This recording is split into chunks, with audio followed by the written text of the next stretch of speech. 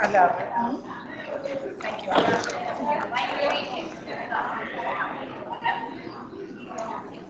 Hi. Hi, how are you? I'm good.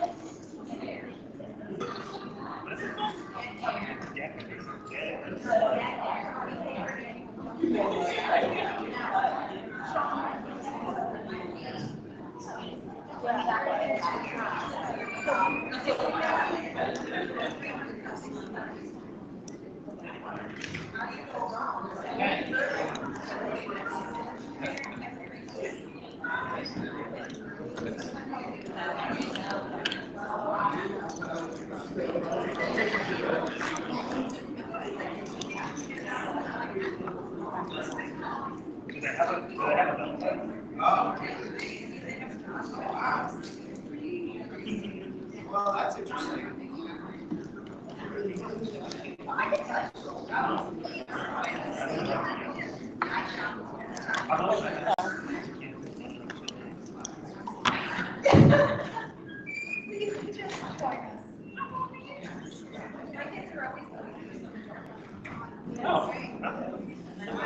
Y'all don't look away right now. Oh my God.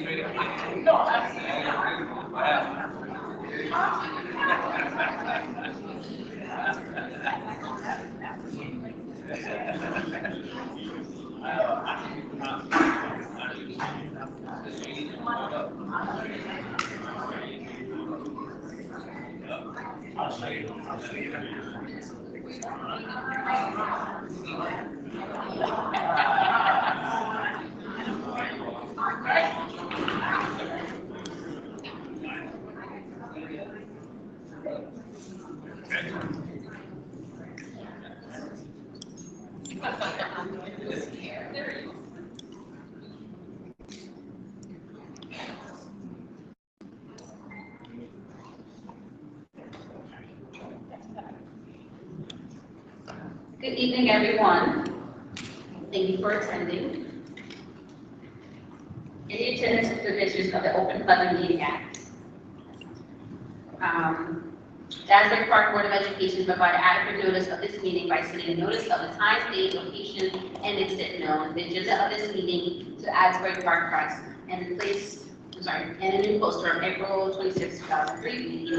Copies of this notice has been placed at the Administration Buildings Board, District Schools, Asbury Park Municipal Building, Asbury Park Police Department, and filed with the City Clerk on April 26, 2003. The Asbury Park School District will provide all students with comprehensive and progressive education where everyone possesses the skills and character to succeed in a diverse and growing global society. Roll call, please. Mr. Grillo? Here. Mrs. Zinsky? Dr. Penman? Here. Mr. Brennan? Here. Ms. Ricks? Here. Mr. Rogers? Here. Mr. Saunders? Ms. Alford? Here. Ms. Cook? Please rise for the flag salute. Allegiance. To the flag of the United States of America, and to the republic for which it stands, one nation, under God, indivisible, with liberty and justice for all.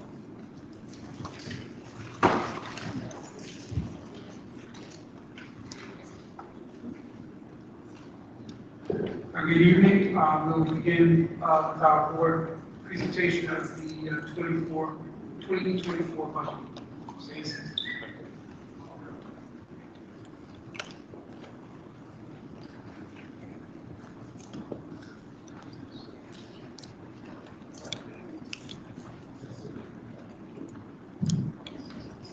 Thank you. Thanks for coming out, everybody. We're going to do a presentation this evening of the 2024 school year budget. This is done annually at this time of the year to set the stage for next year's academic year. And again, the theme goals that we set, the superintendent and the board concentrate on academics, attendance, and accountability. We want to start, I apologize for the familiarity of some of these slides, but they are still perfect, so we'll keep them in. We're going to start with where our budget comes from and what are the different buckets that we get funding from. So the first bucket that we get funding from is state aid. So that's aid provided by the state of New Jersey, and that's based on basically our enrollment counts, and then some adjustments based on different weight factors that go into our student funding. The next factor is our local levy, and again, that's based on property tax, property values, and income. And then the third bucket is operational savings and efficiencies. Now, I've made that bucket smaller because over the years, we've been having our aid reduced. So as our aid has been reduced, it's been more and more difficult to recognize and sort of optimize those savings. So over the course of the past several years, unfortunately, the ability of the district to save money has diminished.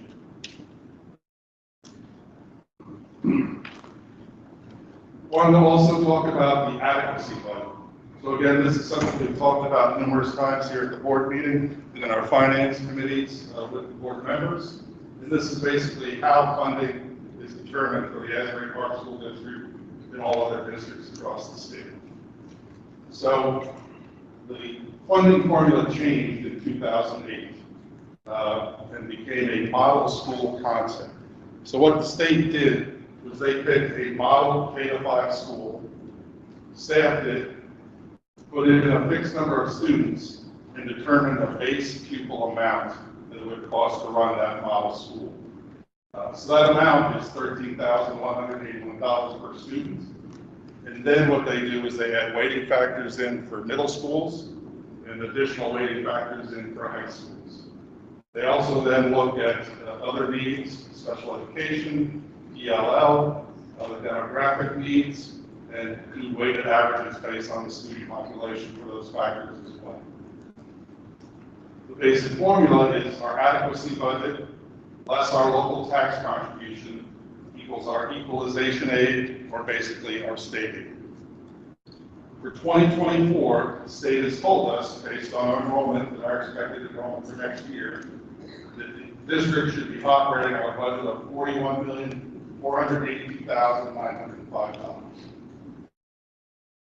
Again, back to that second bucket, the state then looks at the city of Asbury Park. They look at the property values, they look at the city income, and they come up again with a weighted number to say what they think the city of Asbury Park, the community, the residents should be contributing in terms of taxes. And that number, as you can see, is $26,731,305. That then determines for the state their contribution, which is just the subtraction, which in this case is another $14 million of state aid. Again, local taxes are based on a combination of property value and district income. We'll also note that the formula back in 2008 talked about hold harmless aid. So that was aid back in 2008 that was granted to districts, saying that when this bill passed, the state would not drop school districts off a cliff with changes in their aid. So they said at that time they would maintain state aid no less than the amount that was being given out at that point in time. So for us, that was about $24.5 million.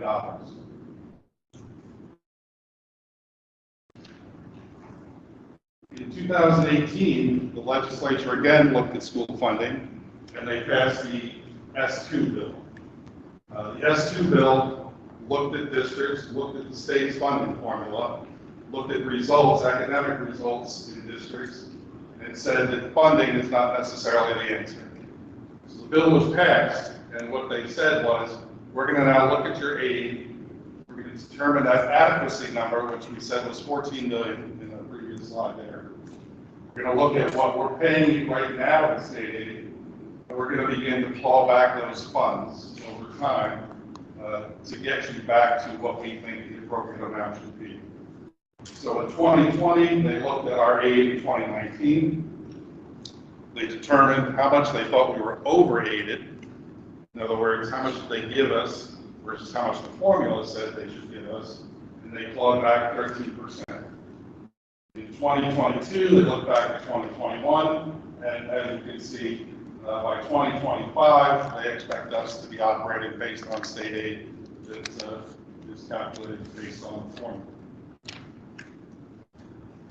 Graphically, and it's a little busy with the numbers, but if we look at 2021, which is sort of in the center there, 2021 right there, so you can see the state aid of that year was $44,571,000. The state had determined in the prior year that our aid should have been $23 million. So you're looking at basically $20 million there in aid that they determined us to be over 80. And that's then where they went back to those percentages and and said, we're going to take X percent of that $20 million back in subsequent years' funding. So each year, they're taking back a portion of funding that they feel we're overeating. This is just the history of our aid and what we've lost over time. From 2018, again here, to the initial implementation of the S2 bill, through 2024, the district has been cut just about $29 million. So we've made $29 million in cuts over the course of roughly 6 years, 7 years. And again, we expect a significant cut next year. You can see in 2025, we're looking at approximately $7 million in an additional cut in state aid to the district.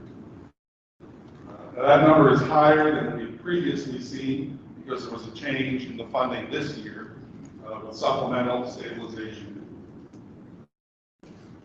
And again, graphically, you can see 2013 through about 2018, the aid was flat, and then we started the implementation of the S2 bill, and the red is obviously a trend line showing a decrease to 8.5%.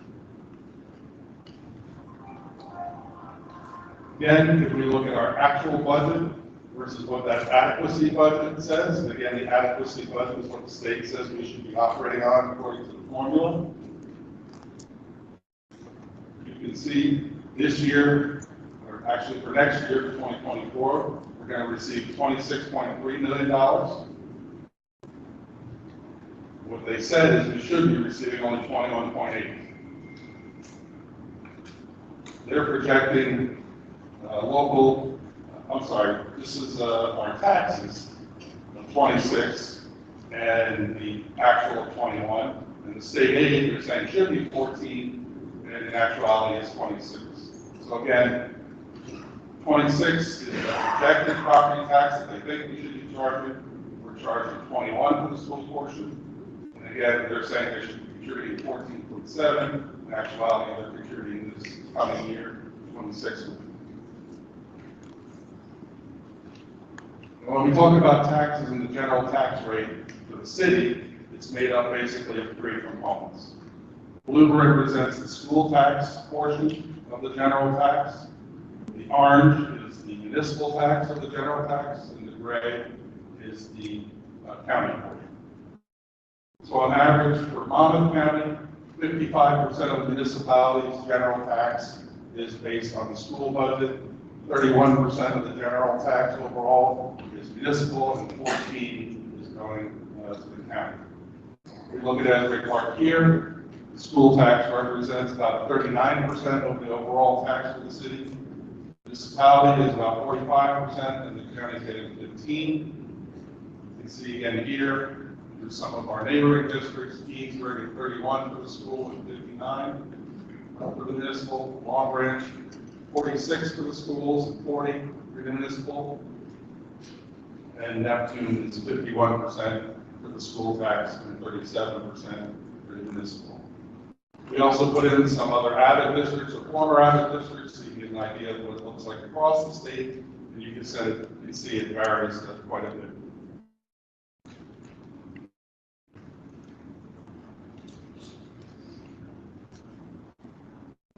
Again, graphically, the state projection in blue of what the local tax should be, and the orange is what the actual amount is. You can see the board, the district has been trying to close that gap over time, not taking any one particular year as a big hit, but we are starting to approach the number that the state says we should be collecting from the local taxpayers. For 2024, we made a couple of adjustments to our budget. These are the main factors that went into putting the budget together. Again, we talked about Senate Bill S-3732. That was the bill I mentioned earlier that adjusted the loss of state aid for 2024. We were looking at, once the initial numbers came out, a loss of about $8.5 million for 2024. Districts across the state, 100+ districts, were in a similar position where they were losing funds based on the formula.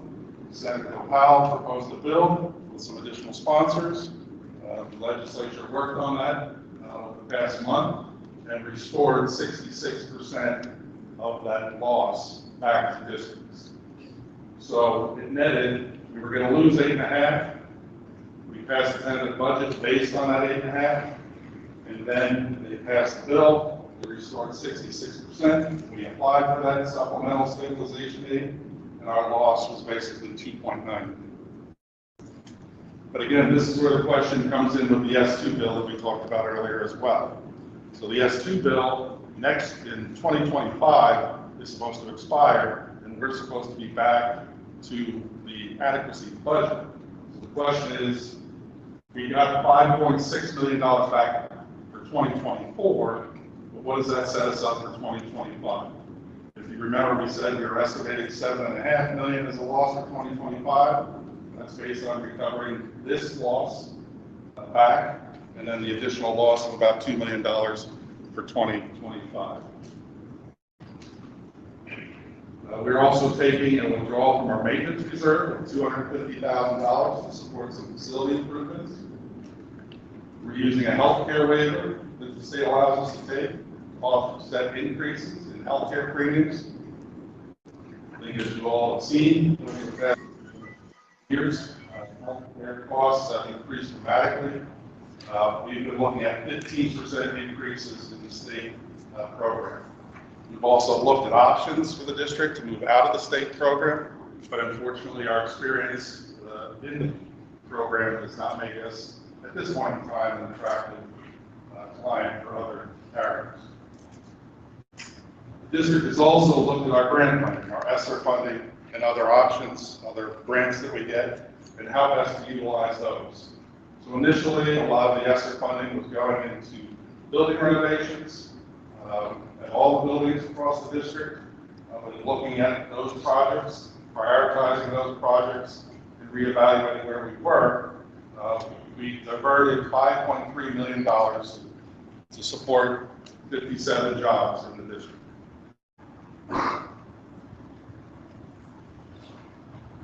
When you talk about CRISA, which is sort of called ESSER2, and then the ARP, which is ESSER3 for us, we look at projects that are in place and awarded right now, and we have a $6.1 million project utilizing our Phase 1 program, and a $5.2 million project underway for our ESSER2 and 3 funds.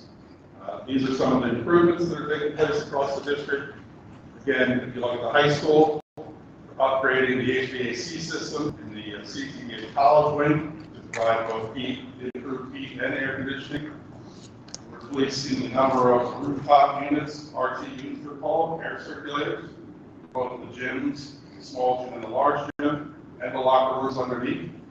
And we're also doing a wireless endpoint upgrade to the building. At Martin Luther King, we're installing new unit vents.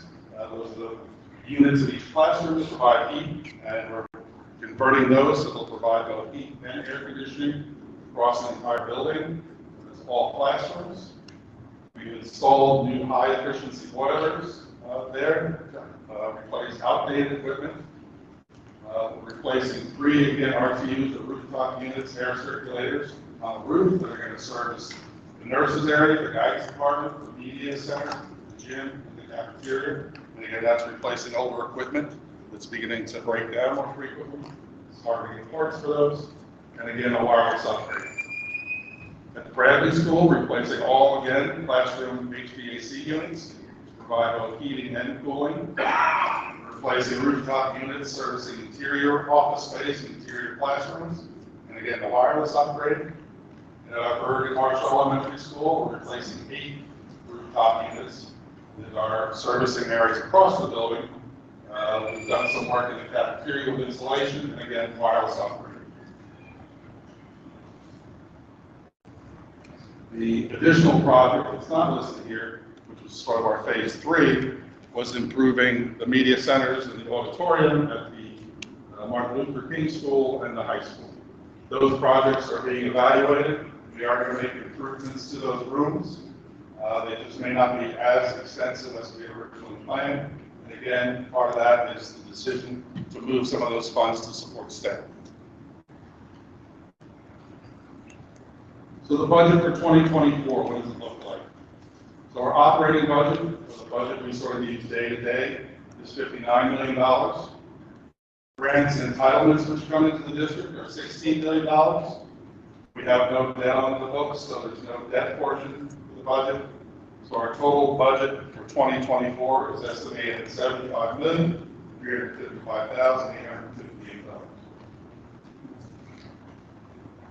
When you look at that $59 million operating budget, you want to know where the funds go.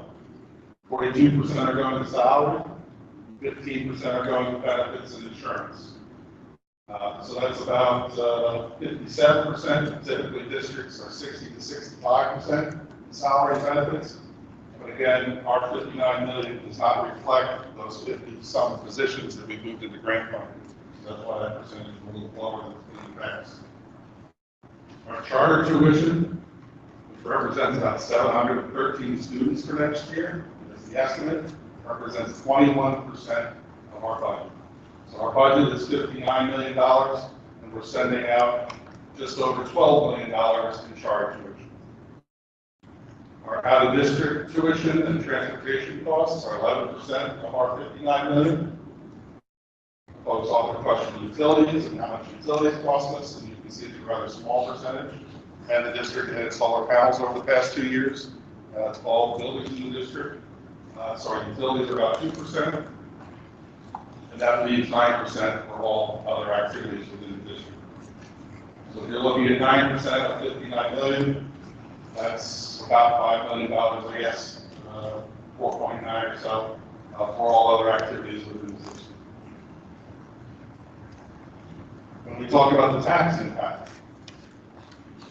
what the tax increase is going to do to the local community, to the local taxpayers. We have an assessment here comparing 23 to 24. We're basing the assessment on a more recent number for 2024, which is $2.6 billion. You can see based on some various levels there, 300, 400, 500,000, up to 700,000. So if we look here at the average assessment of a home in Asbury Park, $524,000. We're looking at the school portion of taxes. Last year it being about $3,240. With this increase proposed for 2024, you're looking at $3,686. That's again the school portion of your overall tax, for an increase of about $445. That equates to about $1.22 per day. With that, I'd be happy to take any questions the board may have. I have one question. Under in that pie, under other, could you help me understand like what type of things will be considered under other? No matter how big or small. That would be our instructional programs, that would be field trips, that would be consumables, that would be anything that we would actually provide to our students. That would be replacing Chromebooks, that would be instructional resources, so that other than 9% would be crayons, pencils. Okay, but that being said, that's unfortunate, because that's only 9%. So you tell me with the budget that we're working with, when it comes to the student body, you know, as far as like their resources is, when it comes to their resources and materials, we're only working with 9% of the budget. I believe earlier this year, when we did the presentation, we talked about 8% at one point last year.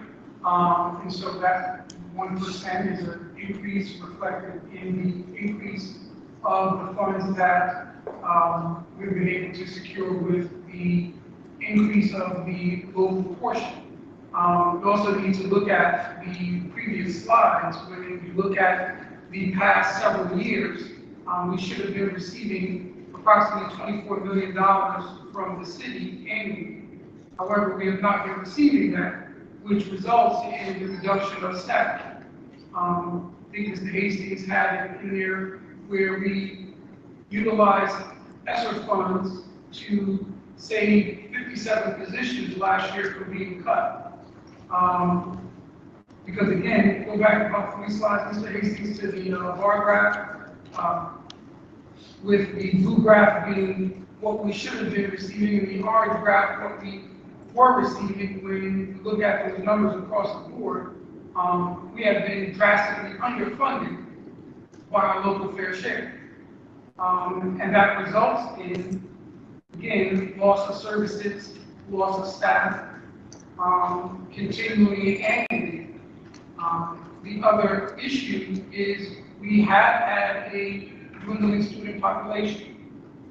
And that dwindling student population does impact when you look at the $12 million, give or take, that we send out to the charter school, along with the other funds for out-of-district placement and transportation. So when we look at what we're actually receiving, and to go back to your question specifically, yes, we are educating students here on about $5 million. Okay, thank you. I just want to ask a couple more questions in regards to that. Could I just clarify, this year in 2023, the district is supporting 53 jobs with grant funding that's now expiring in September. The funding we got back based on the legislation change on our laws supports another 57 positions.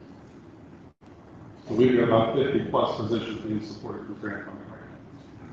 Thank you. So my question is addressing knowledge base. I'm just trying to get an understanding of what I'm being told and what I'm reading. So outside of the budget that we are not receiving, that is from the city, how else would we go about, improving that 9%? Well, I think, when I think about that, I go back to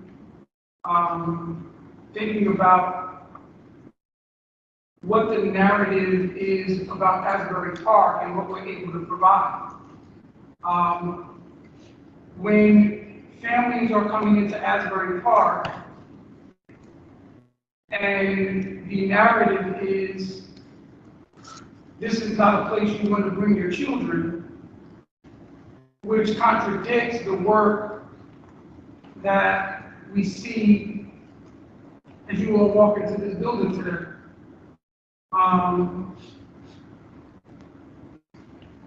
The dedication, but the misinformation that continues to send families to seek other options. I think we offer the best product in the city. I think we have the best staff that are dedicated to the services and the students, given the extreme financial crisis that we find ourselves in. So contrary to what is put in the press and other things about staff not being important here, when you look at our financial allocation, utilizing, preparing our buildings to save 53 additional staff is an indication of what the priority is.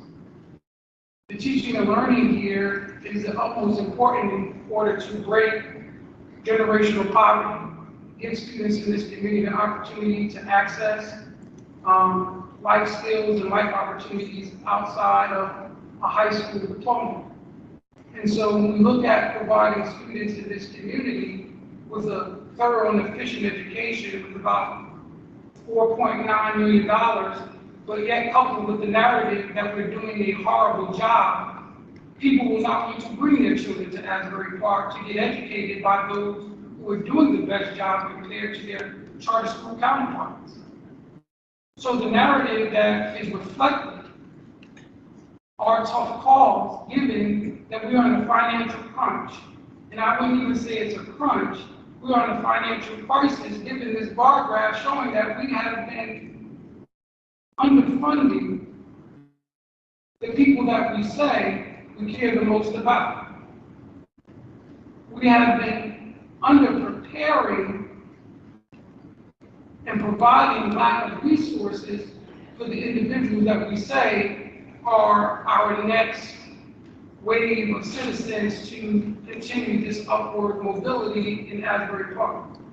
So it's not me looking at that and making this bar graph from 2017, or even looking at 2016, or even looking at 2015. Those are incremental amounts of money that could access almost $70 million between 2015 up until present. Imagine what we could have done had we been adequately funded over the course from 2015 up until today. We wouldn't have to fund 53 positions through grant funds. We wouldn't have to lay off staff. We would have the resources to provide the same thing that other communities are able to provide with adequate funding. And when you look at the percentage, Mr. Hastings, if you go back to the percentage of other fair share in the other local municipalities of grant. Oh. When you look at Asbury Park being funded at 39% of the levy for the tax rate going to schools, it's an abomination. And it's not just this 1 year. It's not just 2 years. It's not just 10 years. It's not 20 years. This has been the history of the underfunding of this community. And at some point, it has to stop. And at some point, the square continues to get smaller and smaller in terms of the students in the community here that are being funded, being properly funded.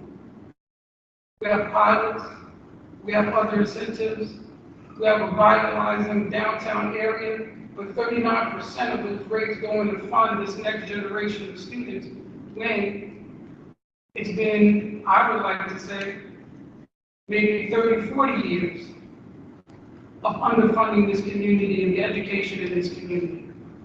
And if you look at our comparative local school counterparts, Long Branch and Neptune, they have the most updated facilities, fields, buildings, resources, and we're patchworking our buildings.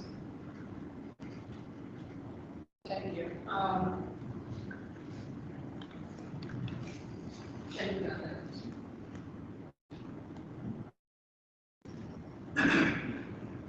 We're looking at a straightforward budget, and I understand that. And some of the things that Dr. Adams said probably are possibly one of true.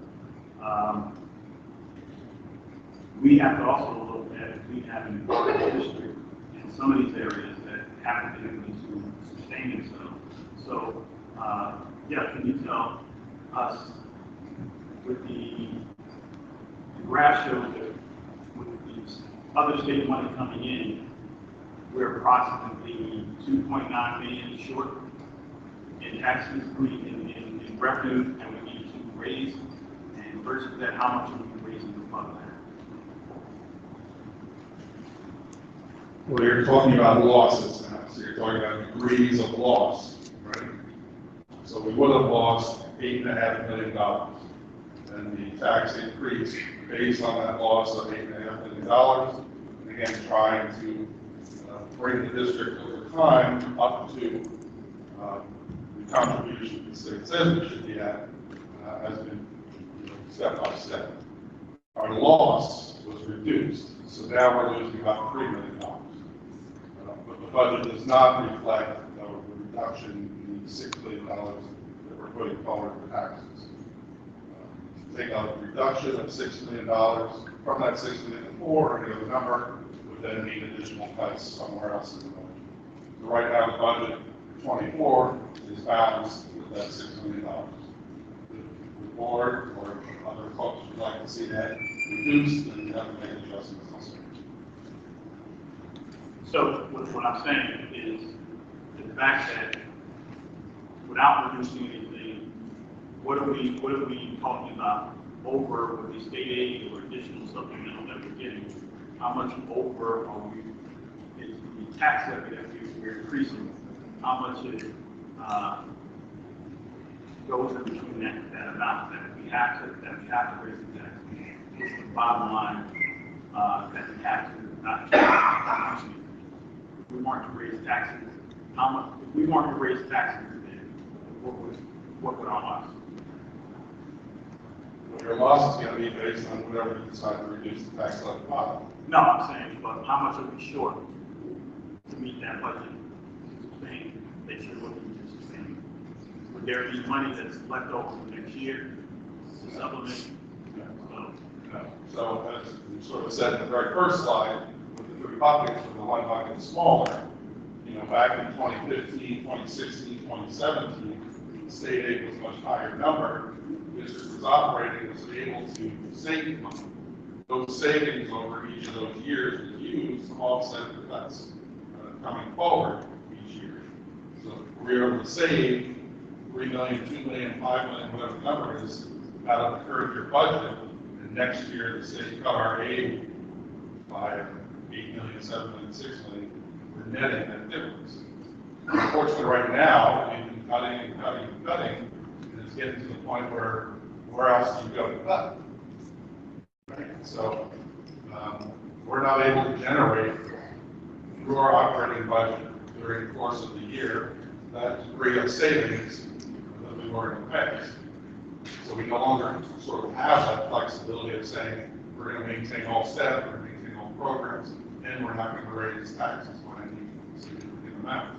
So the formula that the state is putting forward and that all the districts are adhering to across the state is putting that pressure on the districts to sort of flip the ratio. So when you talk about avid districts in the past, avid districts were more funded 75–80% by the state and 25–20% by the community.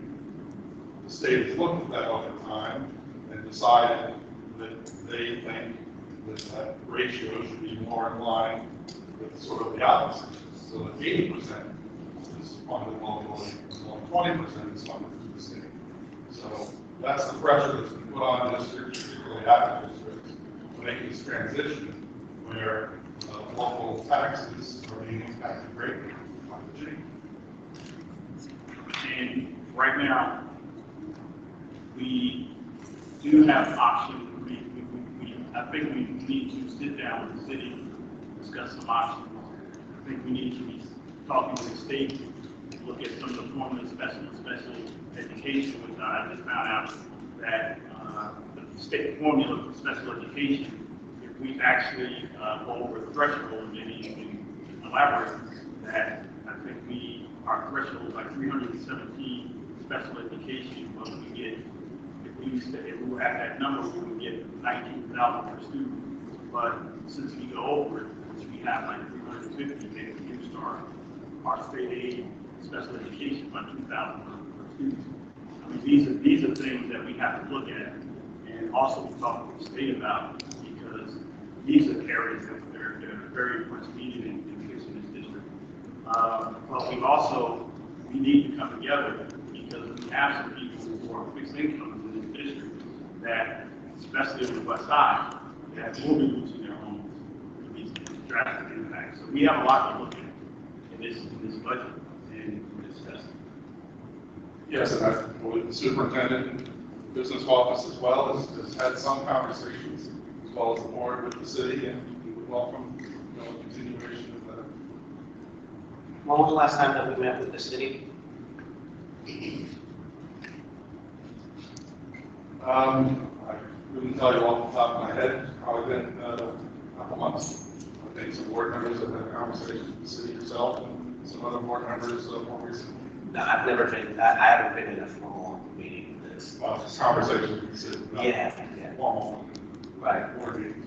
I mean, I think one of the things is that we're kind of stuck between a rock and a hard place that's on fire.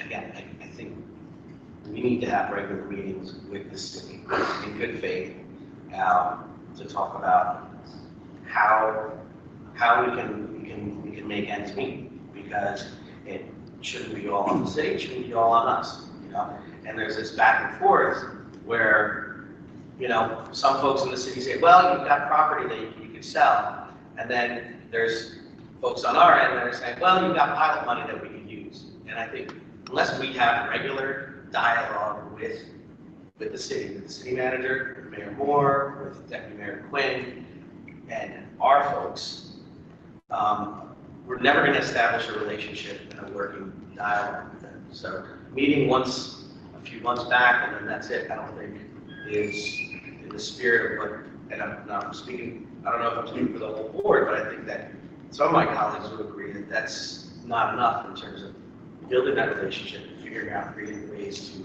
to like remediate and resolve this kind of impact. But at the end of the day, it's the rock and the hard place thing is that these tax increases that, if you look, it says, you know, oh, it's $500 a year for this year. But the year before, it was $500 and $600, whatever it was. The year before that, it was a certain amount. It's going to exacerbate what's already happening in Asbury Park, which is continued gentrification and pushing out families that, like Mr. Rogers said, that could barely afford to live in Asbury Park. So that first generation of homeowners that have been here, that have maybe rented for a long time, and now finally they may have bought a house during a recession and they're there. Now, you know, they're going to get pushed out, and we're going to have very different, it's already started if you look at the census, but you're going to have a very different looking Asbury Park with less kids going to our schools than even 5 years ago. So I don't know, it's a really tough situation, but I would recommend that we do whatever we can. We had actually asked the chair of the finance committee to reach out to the city, and I don't think that ever happened.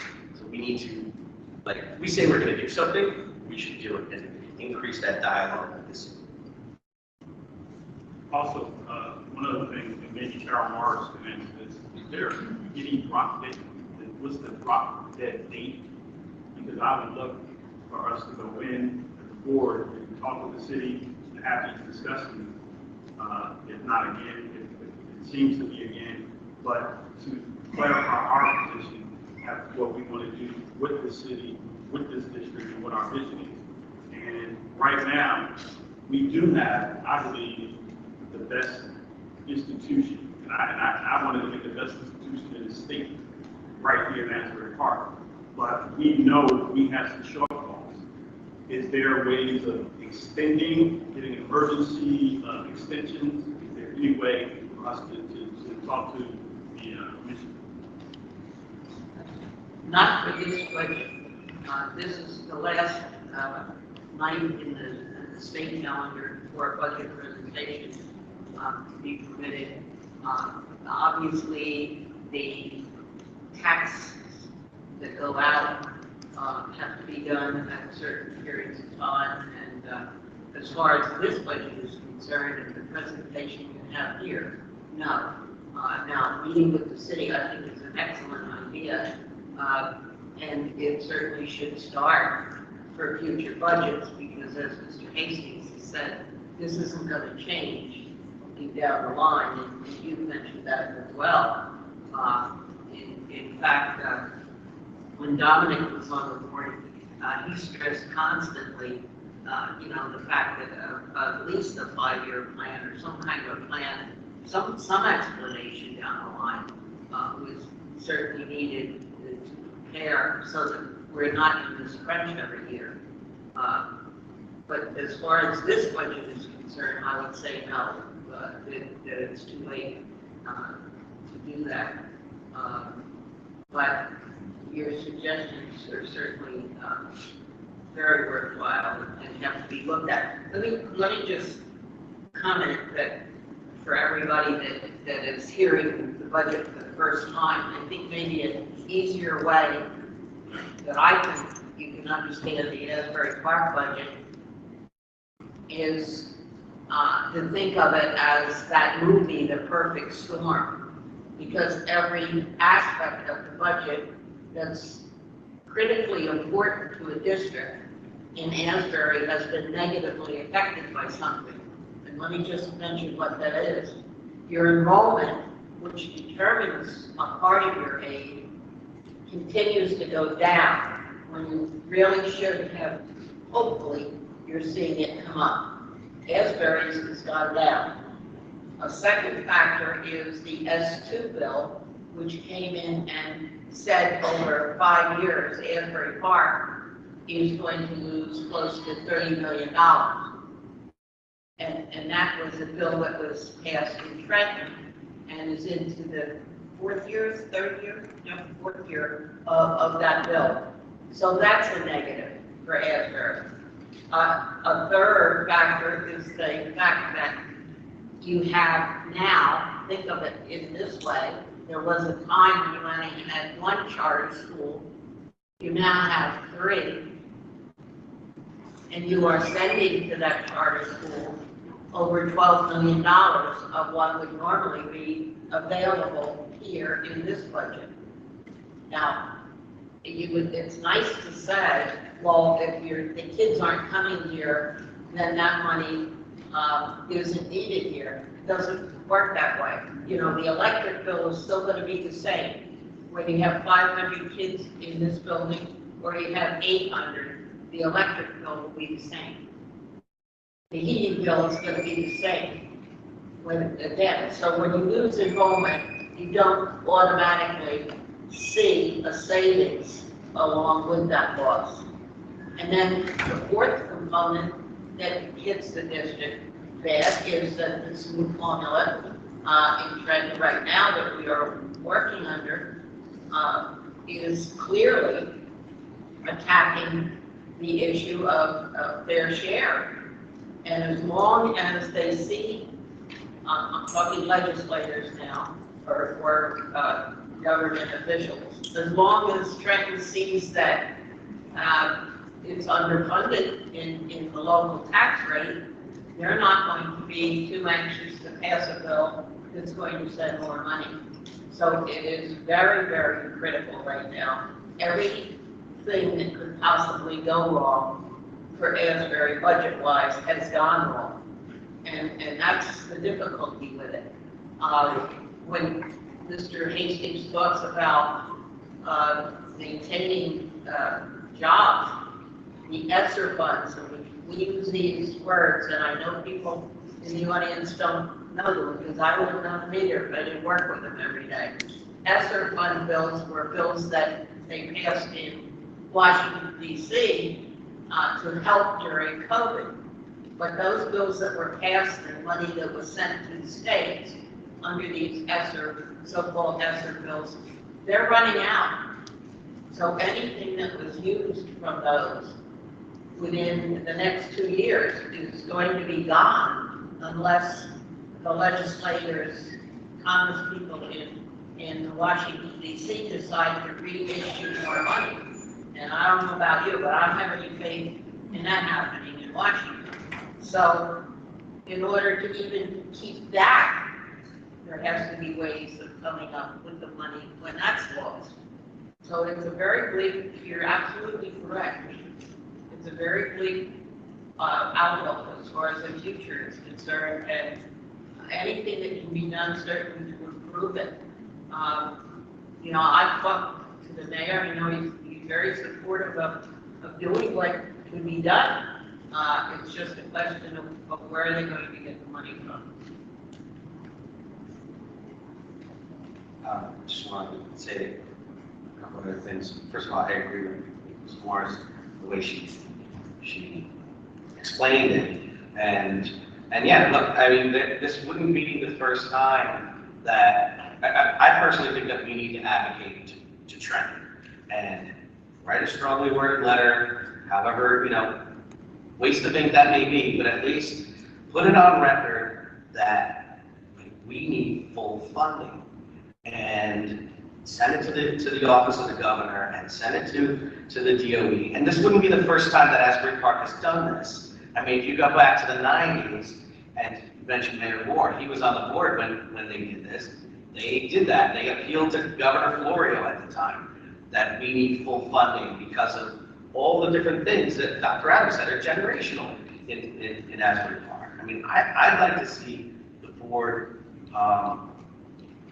you know, on the guidance of Madam President, to do something like that and to have a public statement to the state just like other school districts have done, like Tom's River and Jersey City, and join with them in saying that we gotta go get our money. We need that full fund.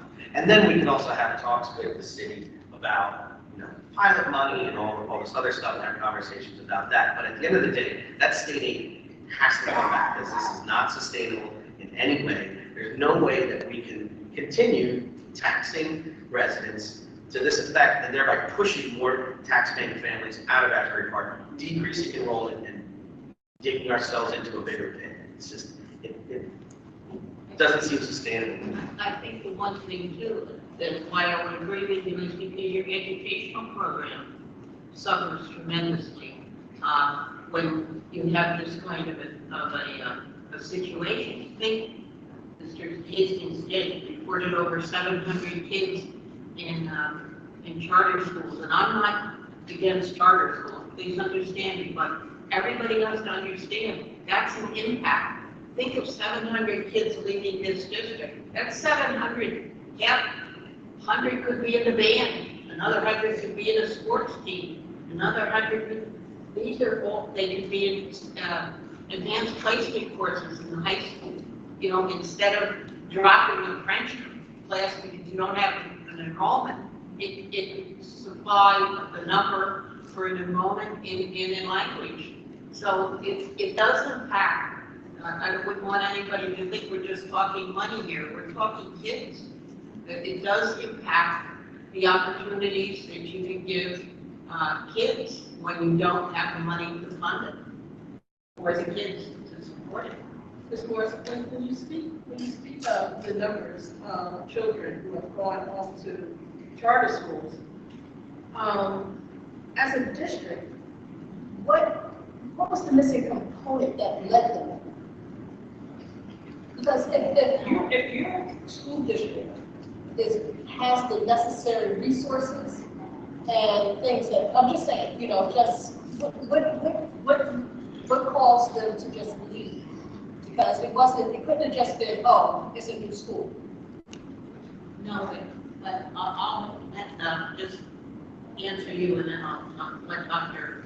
And I'm asking this question, it's like, how do we get them back? Well, there's a procedure in the state for anyone to apply to open a charter school, and if they meet the requirements of the state and have the appropriate facility, and they're approved by the state, they can open their charter school. But to specifically answer your question, I think in all actuality, we have to be very real and very honest about what we have performed on our state assessments, right? And I don't believe for a second as an educator that assessment results dictate a person's ability, but that is the metrics in which the state uses to guide a successful district from a struggling district. Most recently, I believe there was a report of the 30 most underperforming schools. I frequently looked at that list and was, with bated breath, happy that no Asbury Park school was on that list. However, when we look at, again, the narrative about what is important, we cannot tout a product where we are achieving single-digit assessment results on the NJSLA, and that didn't start just last year. And so when you think about the last 5 years or the last 10 years, and I want to give you perspective because all of that matters. When you think about the thing that put Asbury Park on the spotlight was the comment by former governor about us being the poster child for fiscal waste.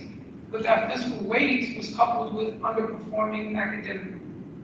And so despite some of the accomplishments that we have been able to achieve, despite the hard work that goes on every day, the narrative is we are producing a less than stellar product that you may get better elsewhere.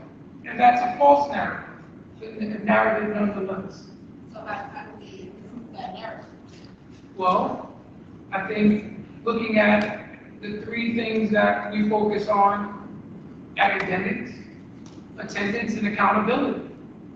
I think as we hold ourselves looking at improving our outcomes from a growth perspective, not focusing on interventions to improve the core instructional practices, to look at our foundational skills in reading and mathematics, number sense, and all of those areas, not just talking theoretically, but looking at what is taking place every day in the class from an instructional standpoint, the ability to provide those resources, whether it's a chemistry class or having those staff members who are adequately trained in terms of professional development. All of that is coupled in that 9% that is used towards improving that perspective in terms of what we're doing.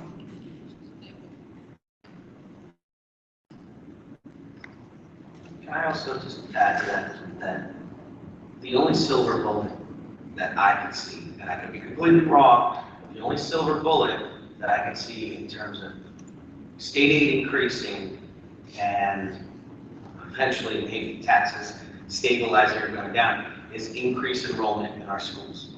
Am I correct with that? Like, that's it. That's that people want to know a silver bullet. That is a, I would say that would be a great addition, right? But coupled with increasing the enrollment would be increasing and improving our product. It would be incrementally growing and showing and producing a product that is indicative of the hard work. No one is going to take a chance on something that they perceive, what they perceive as to be an inferior product, regardless if it's being given out wholesale. And so we have the duty and the responsibility to tout our hard work, to look at and make the tough choices, but to be real about the work that we're doing and the work that we still need to do in order to match what our effort is with the end result. And also, just in perspective, the charter schools have a multi-million-dollar PR budget. Like, if you look at what charter schools have, because they're private, and by the way, that third charter school that came in just under former Governor Christie's term. It's slid right in there. But they have multi-million-dollar PR machines. They've got the blog that they fund to the tune of $133,000 a year. They've got all this other stuff to do that. We don't have much. So a lot of it is like person to person. The reason why my daughter, who went to deal school from kindergarten to 8th grade, we chose as a family that in September she's going to go to Asbury Park High School. It's because we've met with the principal, the educators, the teachers, the special ed folks, Dr. Adams, everybody. And we were so impressed by the welcoming community of the high school and how they're like, yes, we want your child here. We want active parents to be involved in the high school and all that. That's the PR that we've got. The only thing that we can do as parents is to spread that gospel to all the other folks that, just like I did, send their kids to other districts. No judgment whatsoever, but to say, hey, you're paying this much in taxes, might as well send your kid here and see how it goes. And it requires a lot of work. Requires a lot of communication with the educators, but that's our PR. It's us right here. So I don't know. I mean, it's a lot. It's a tough battle to fight a multi-million-dollar PR machine. I might also just clarify my previous comment. Really, you decided finance committee, me and other board members this year with this board, previous boards. I've spoken and been involved with administrators, SFU, across several budgets now. And I don't think anybody has ever said just raise taxes. I think anybody looks weekly at taxes and says, yeah, just raise taxes. So that is not the approach that we take. No, no, we're forced to do this. Like, we're forced to have to make these sometimes ridiculous choices because of an idea of so-called fair funding from a decade ago that decided not to get implemented until 2018 and give us zero runway to make this happen. So it's like, yeah, there's a lot of, this isn't about blame. It's like, we're sitting here going like, these are stupid, ridiculous choices that we're forced to make because of the sins of whoever went way back when. So.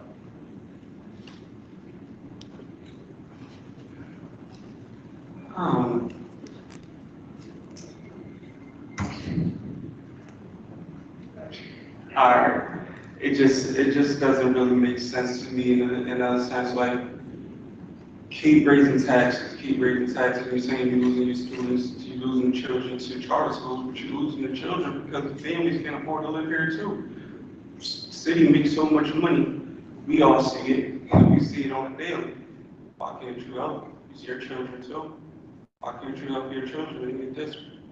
Making all this money, it just doesn't make sense to me. I feel as though, I don't know, you said it's too late for us to present it to them. I don't think it's too late. It's never too late.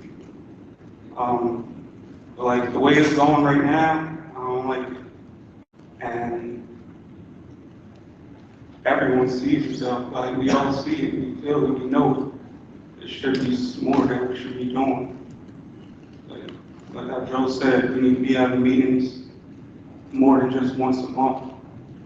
It has to be consistent, or we're going to lose this district. This might be the next couple of years, and then there's going to be a whole new filter of faces in here, a whole new filter of children in here.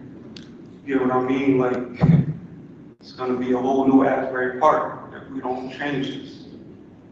That's just my whole opinion. It all doesn't make sense to me. Never did it, but yeah, that's my 2 cents. So I don't think it's too late. I'm down. I don't know what the temperature was the last time we spoke to the city, and I would like to know, and how soon can we speak to the city to start this conversation?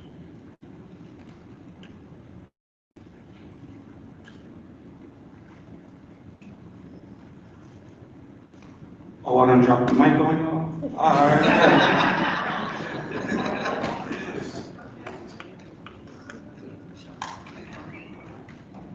I think before we open up public participation, it's also being like a board.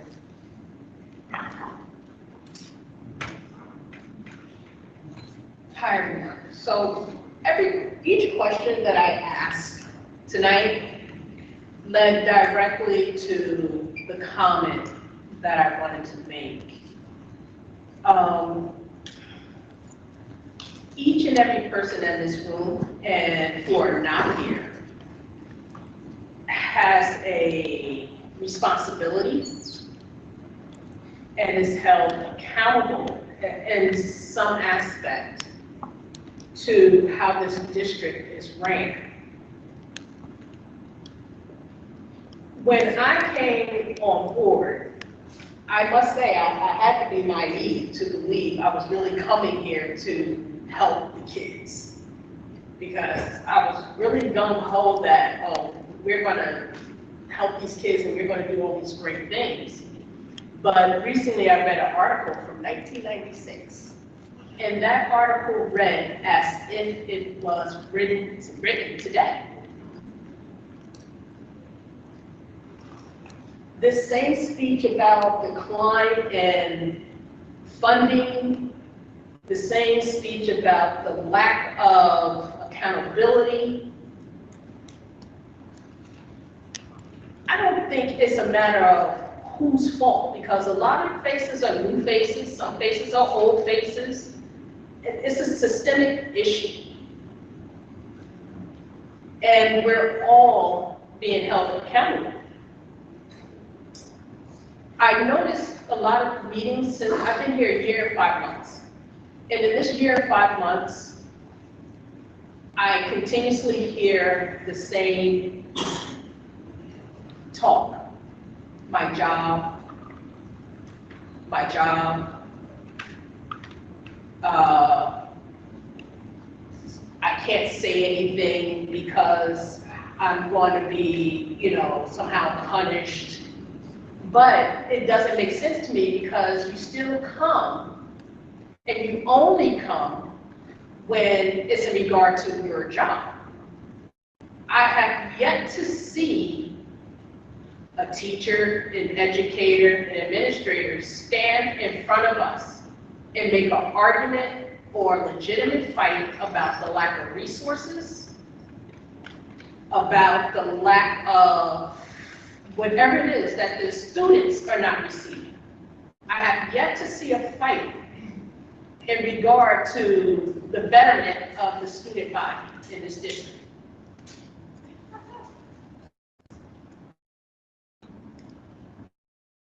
I'm talking a legitimate fight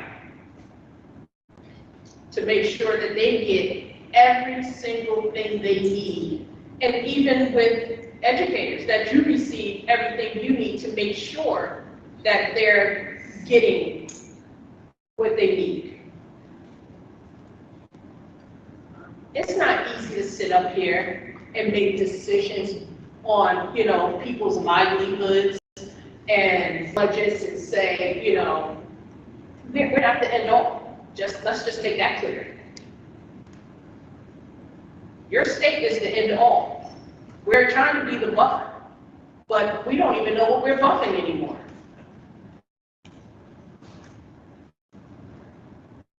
So when you stand up here and you only come because you feel like your livelihood is being threatened, give us something to fight for. We want to know that, well, damn, we can't lose her because we can't lose him because they're detrimental to the education process.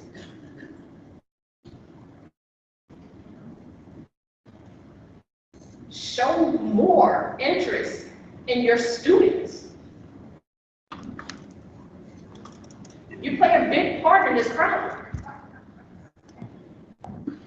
Thank you. I would also say, you just said, if we're going to go to Trenton and get our money back, we're going to need, it's an all hands on deck effort. It can't just be the administrators, it can't just be little old me or whoever, over at the legislators' offices. It can't just be the teachers, it's got to be everybody.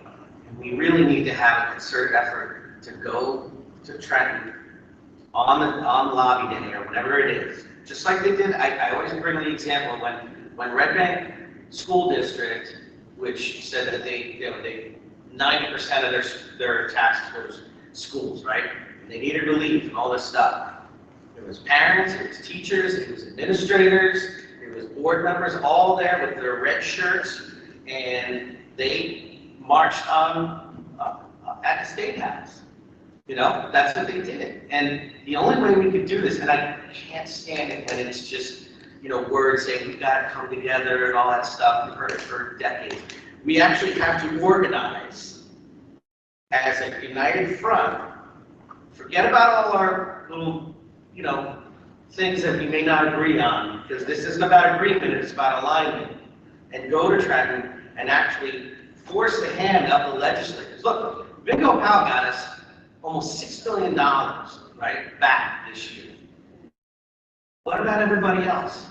All the other legislators that are there, the assembly. We need to go when it's lobby day together in black and blue shirts and demand our money. It's that simple. If they don't see us, if you don't show, they don't know. So we've got to go there and do that together as a united front. Forget about all the stupid arguments that we have and the egos and everything, and do it together as one united front. Period. That's the only way we're going to get our money back, and we need our money back.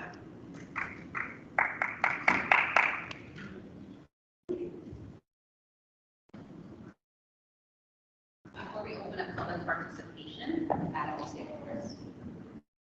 In accordance with Board Policy 0167, the Asbury Park Board of Education recognizes the value of public comment on educational issues and other matters of importance, and provides members of the public with the opportunity to express themselves on school matters of community interest. The public comment portion of the meeting is not a question and answer session, and all public comments shall be directed to the board president. Members of the public who wish to make public comments must be recognized by the board president and provide with the name, municipality of residence, and group affiliation if applicable. All public comments shall be directed to the board president and are limited to 3 minutes in duration. Members of the public who do not follow the foregoing rules and/or interfere with the orderly operation of the board meeting may be removed from the meeting. Before we open, I'm sure someone has one to say. Just please keep that to 3 minutes so everyone can be heard. Thank you. Good evening, everyone. My name is Sean Hamilton. I reside at 84 Creek Road in Keansburg, New Jersey. I've been a classroom teacher for 24 years. Ms. Asbury, I agree with you 100%. So I'm here to speak about some employees that we all need to address. I'm up here again, sadly, but I'm dumbfounded but not surprised that we have the same agenda being shoved down our throats again. Once again, we see critical positions being abolished while central office administration remains untouched. This happened under Mr. Recollect, administration grew, staff got cut. This happened under Ms. Gray, administration grew, staff got cut. Now under Mr. Adams, administration grows, staff gets cut. So we have a common play that keeps on repeating. As of 10 hours ago, there were 201 mass shootings and 18 school shootings that have resulted in injury or death. And still I see the security director on the chopping block. Let's talk about qualified people. A retired police officer, police academy trainer, I'm going to get rid of him to save a couple of bucks, even though our security department has dwindled down to nearly nothing.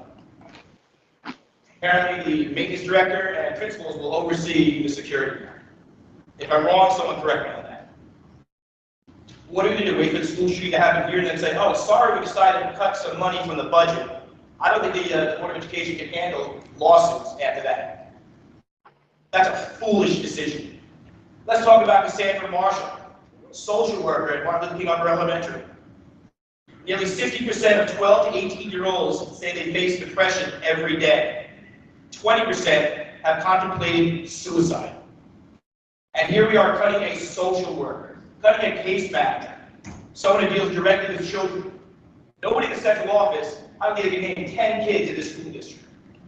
Yet these kids have come to us every day. And again, I've never stood up here in 24 years to defend my own job. I let my work speak for me. I'm up here defending the people that I work with. So let's all make that clear. Cassandra Marshall is a vital employee in this district. Let's talk about Grant Media, our media specialist. Literacy is the backbone of education. You have enough administrators to tell you that, whether it's math or language arts, literacy, literacy, literacy. We saw on our slide that we're putting money to update the media center. For what? You're getting rid of the 2 positions that are left. So don't play this game like we're here for the children, but we're taking away the vital stuff. We have plenty of central office administration that we can definitely tighten the belt on and save the money there. When we abolished Dr. Howard's position, that was what, 3 athletic directors? Mr. Trevino's been athletic director in training. Dr. Howard's been athletic director, and we have the new guy. Yet, I'm sure the new guy's going to be reassigned to be a higher next year. Let's think about this. Also on the list, I want to talk about Karen Conley. She's a guidance counselor here at Bradley. Not only her business, but she has MS, and she's getting ready with help tonight because of lateness. Has anyone gone behind the building here? We have 2 handicap spots in the front. There's one in the back, and it's been covered with a trailer since October 21st. I don't know why the city didn't take it and chose that trailer. But she's getting ridiculous with help. Someone shows them every day. I'm sorry, I didn't go over my time, but I wish you could give 5 minutes. I have plenty more to say. Thank you for your time, everybody.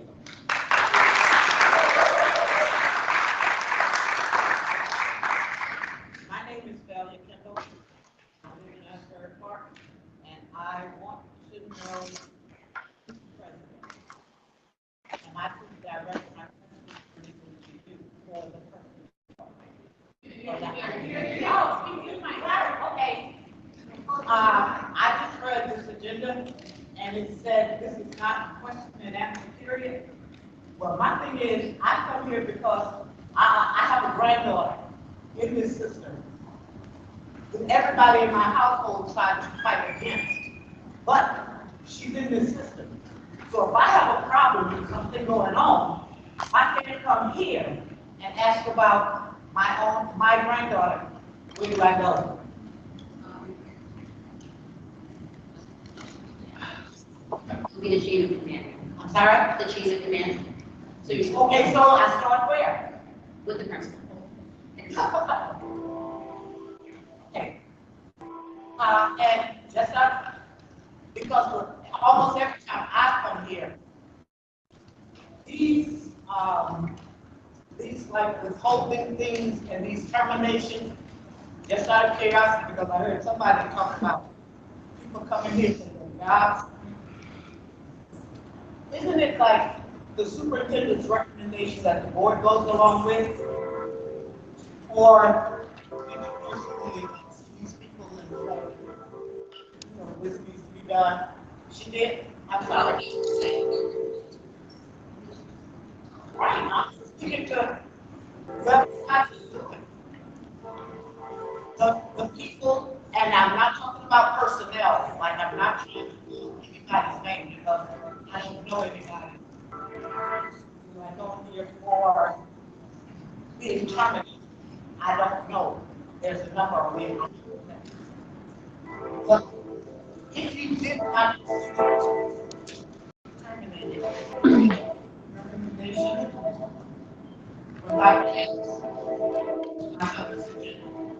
that's why you're going to.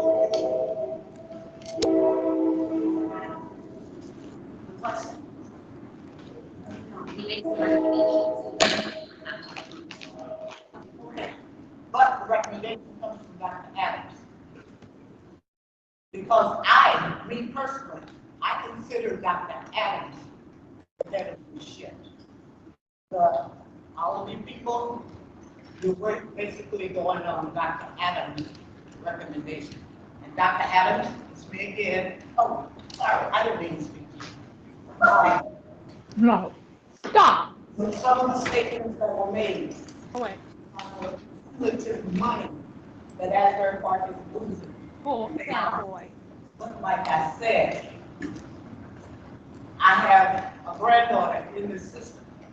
I have a granddaughter in another school system that's very close by. I'm thinking, one of my granddaughters, and they're all going to be with me. That's very soon. Yeah. Yeah, Everyone makes it better.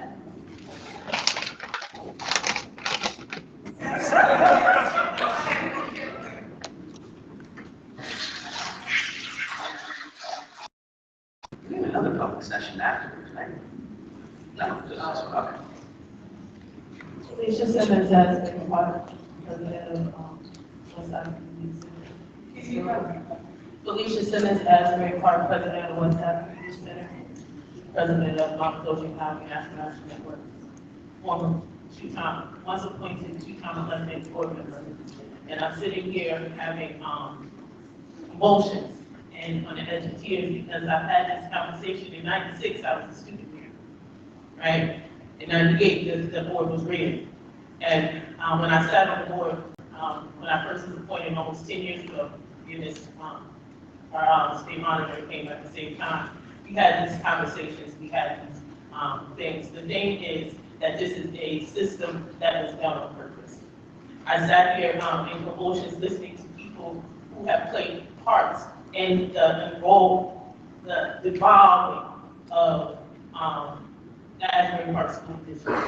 Mr. Adams, you are exactly correct, it is not your fault, right? It is a system that people play parts in. When you sit up here and you put a fifth grade, you devolve a school that was working fine, like third and you put the fifth graders into middle school, which at the time was very violent, and people leave and take your kids out. When you take, and the community said, no, don't do it, right? Or when they put 7th and 8th graders in a high school, and the community says, no, don't do it. And when you sit up here and we come repeatedly, and the community say, please don't do it, and you don't listen. When we sit up here and we put out, initiatives that can actually save, right? What bring kids back having something to come back to, right? Something into there, right? Technology. The school looks the exact same way as 20 years ago when I went here, right? My son, he graduated here. We can't sit here and have these conversations and say now, oh, let's take it to Trenton, because I was one of those people who picked it and went up to Trenton, right? I'm in Trenton on a regular basis. We need to take it to the municipal building. We need to take it right here. We have to be real about what's happening here, right? Because we're saying all these things, and people were arguing against it when I was saying it almost 10 years ago, that this is going to kill our district, right? When there are people out there throwing out people's votes and casting people aside when they sit up here and say it is time for us to be real about what's happening with our kids. We want real things for our district. We weren't heard. We were kicked out. When I said gentrification comes after the brown people first, right? Brown and black people first, and then it comes out of the wave, the first wave. Nobody heard that, right? When we send kids home with packets, right? And poor technology, when we had the money to actually give them something substantial, they're gonna leave, right? One of the mistakes I sit up here and made is as my child suffered through this district, and he suffered but graduated and with his associates, he graduated. When he suffered through this district, right, I shouldn't have let him suffer that much. And what we can sit up here and say is that y'all have responsibilities.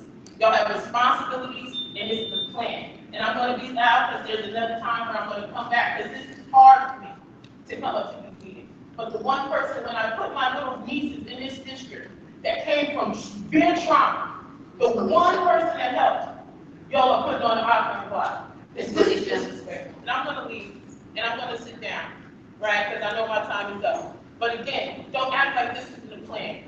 Don't act like when the art system, when the art plan and as the high school wants to find out a place to put the art center in, right? Come on now. Come on.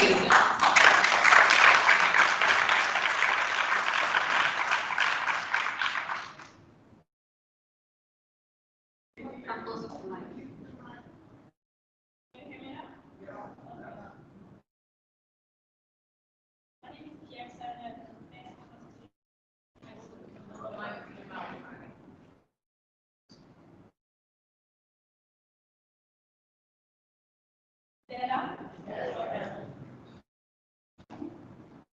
My name is Jessica. I'm a student at Asbury High School. First, work experience coming to the help many families. I met this teacher in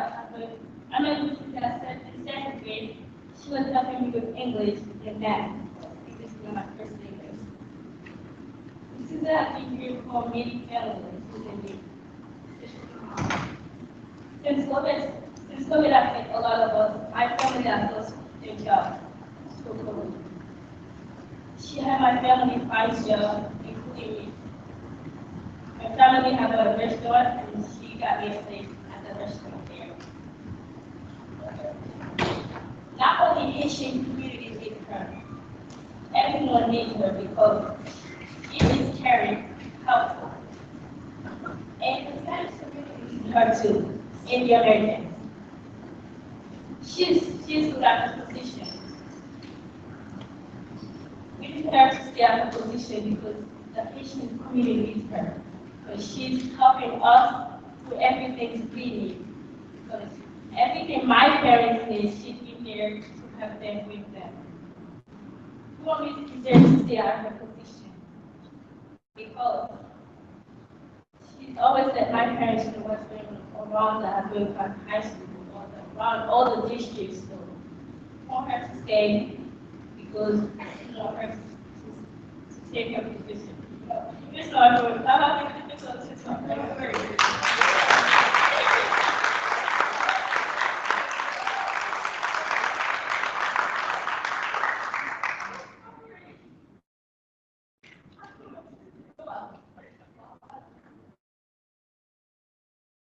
Hello, guys. My name is Alexia.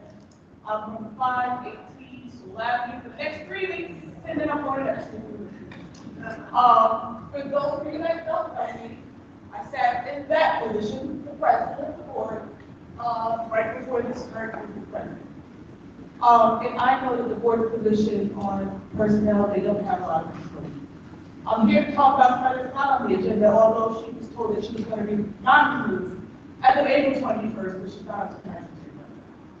Also, to let you know about me is I run a school district, I run a small daycare, and I'm responsible for 10, 15 children a year to the school district.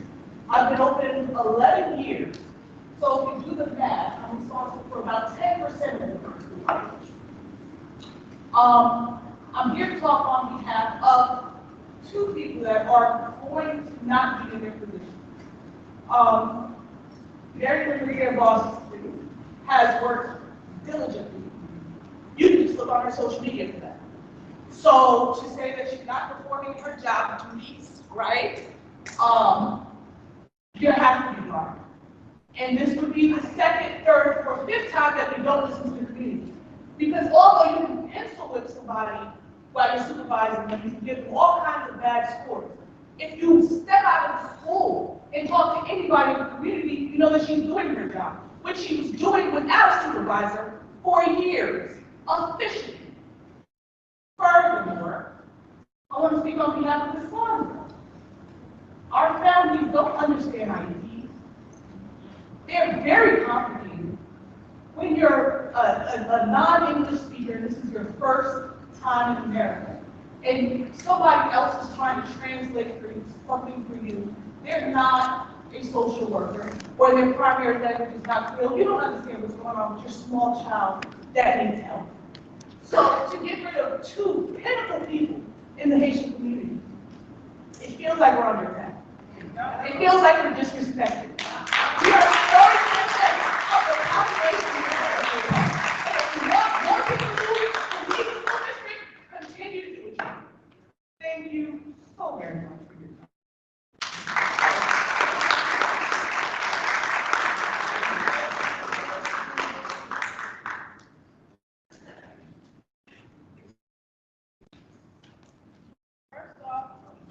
First off, for Mr. Court.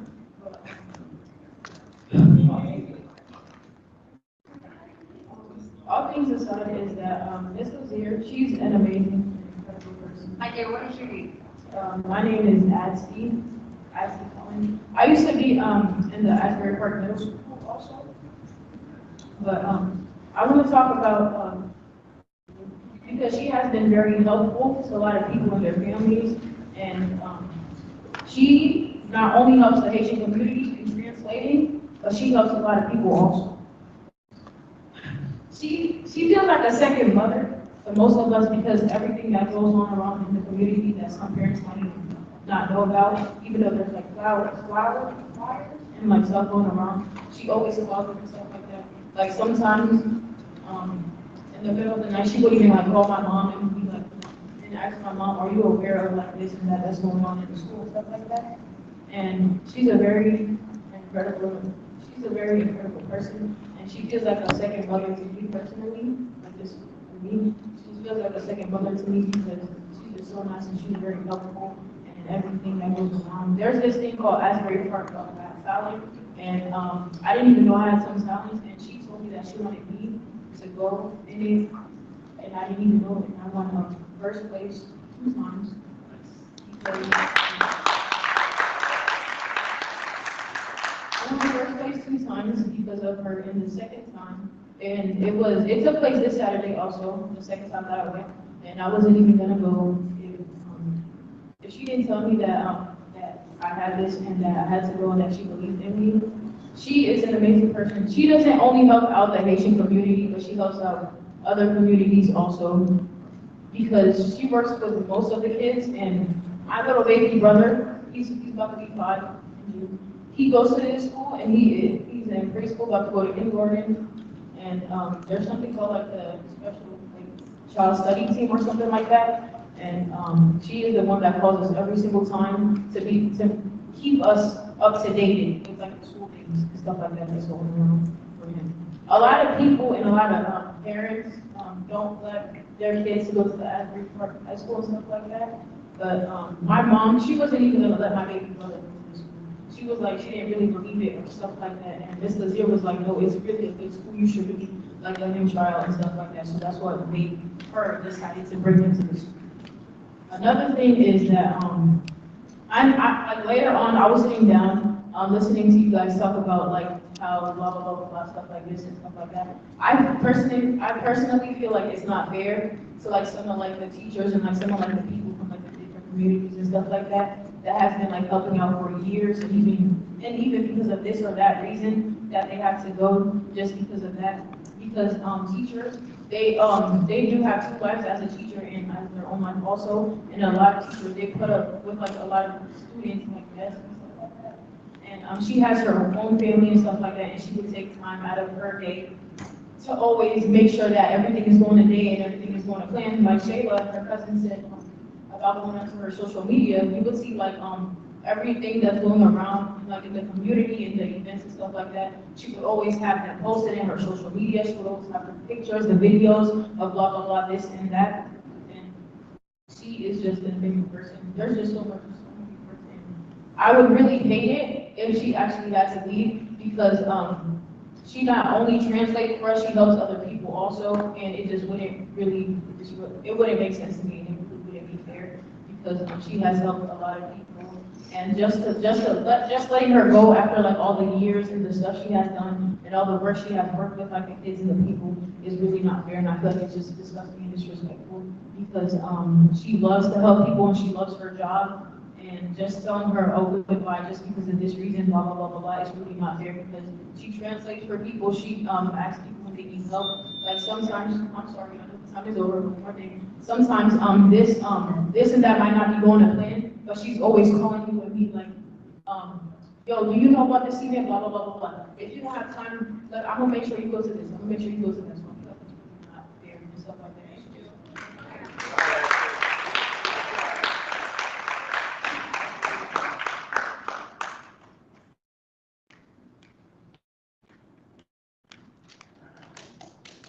Hello, hi, my name is Soledad. I'm here to discuss something that is not really, we're not sure why it's not. I'm sorry, you can't hear me? How about now? Okay, hi, yes, I'm here to talk about something that was not on the agenda, not sure why it wasn't. But just a fun fact, Asbury Park has the 6th largest patient community in the state. And this is by number, not percentage. So please keep in mind that we are smaller than the other, a lot smaller, I should say, than the other 5 cities before us. The Asbury Park student body is about 30% Haitian and about 40% Hispanic. As a Haitian woman that went through Asbury Park schools from pre-K all the way through 12th grade, I know the struggles all too well when immigrant parents, mom back there, have difficulty with understanding the U.S. school system. I understand the importance of having someone who empathizes with you being in a position to assist you. I have witnessed with my own 2 eyeballs Ms. Lazier sacrifice her weekends that I'm sure she was not paid for to attend events, recruit for pre-K, and go out of her way after work to my daughter's daycare to speak with the Hispanic and Latino parents who had brought them here today, to recruit them for pre-K and pretty much assist them all across the board. I have seen her posts on social media. I have listened to her radio interviews, and I do not understand how communities that make up about 70% of the student body is being left without representation. It makes no sense to me. The work that is needed to be done to help the Haitian and Hispanic students do not end in the schools. It must involve the entire community. It's not something that, okay, just go talk to such and such down in the office, wherever. It must involve the community, like a community specialist. And I absolutely can say Ms. Lazier has done an absolute phenomenal job. As a Haitian woman, and Hispanic parent standing beside me concurs and agrees. I absolutely will restate what Ms. Etienne stated. I absolutely feel like we are under attack. I don't know what this is about, but it needs to stop. because it's absolutely disgusting. It reflects very poorly on Asbury Park. Thank you. I just want to mention, I know I've been working at daycare and small daycare that serves, Black community. I just want to let you guys know that we sincerely going to the daycare to kind of help us out to get pre-K and all of that involved. And personally, she'll be going into the daycare early in the morning to be post, to post any registrations that they have, and she be keeping in contact with Ms. Ellen, who's in charge of the parent movement in our daycare, and she goes back and forth to help, the Spanish speakers. So, I know they probably a decision that's been made, but I don't think it's fair. I think she's been doing a great job. I've been seeing a lot of posters, pictures, and I've been seeing her trying to get involved in the community. She recently last year, she was in our graduation to kind of get more parents. And I guess I'm here to support her and to let you guys let you know that she's been doing a great, great job, and I've been part of that job, and she's trying to keep in contact with us, to keep her job going. And I didn't even know that it was like I got talent going on until I saw her posting all those things. But I hope you guys make a good decision, and just want to know that I'm thankful for her, that she really helping our community. But thank you.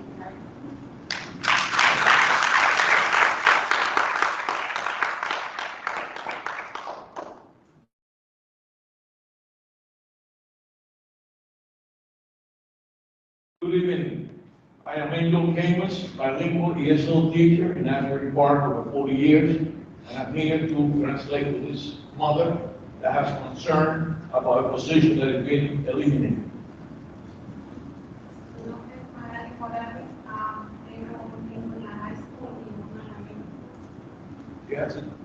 She has a child in the high school and one in the middle school.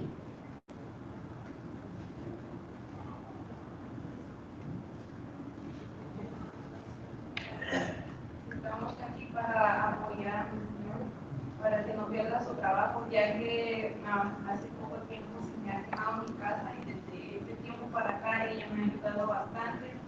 Sé que es un poco difícil, siempre ha estado ahí, me ha estado ayudando para transportar a mis hijos, siempre se está comunicando si todo está bien o cosas así.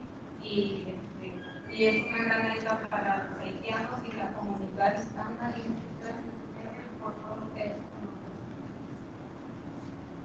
Marilyn this year has been a fantastic, awesome help to the Hispanic and Haitian community. She has been in she still is in a very bad situation with the house burned. And she has been a tremendous help being there for her in whatever necessity she needs for her or the children. She doesn't want to see this loss in the district because of how helpful she is and she has been through the years to the community. One of the child is standing right over here. And actually, I have known her for many years, and I have nothing to say but good things about her for what she has done for the community and for the children that we care about. And that's what we're here for our children. We bring it up, but then we have this kind of cuts. And I understand some of the cuts from the state and so on, but I think there are ways to work it out. And I'm only speaking for what she spoke to me before. I know she has a little bit of nervousness to take the mic and speak, so I'm recalling some of the information that she has shared, and I've written it down on a piece of paper. Thank you for listening.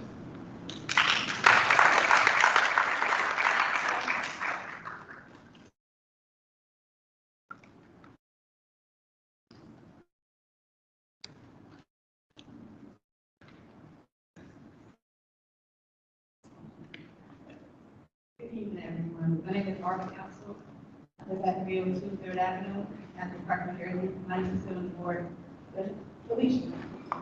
And I'm here on Senator Marshall, one of my favorite. And I want to bring two students up here that she helped for the years.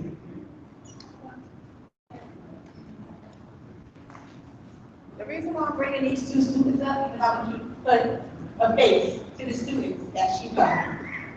My son Amari and Joselita. I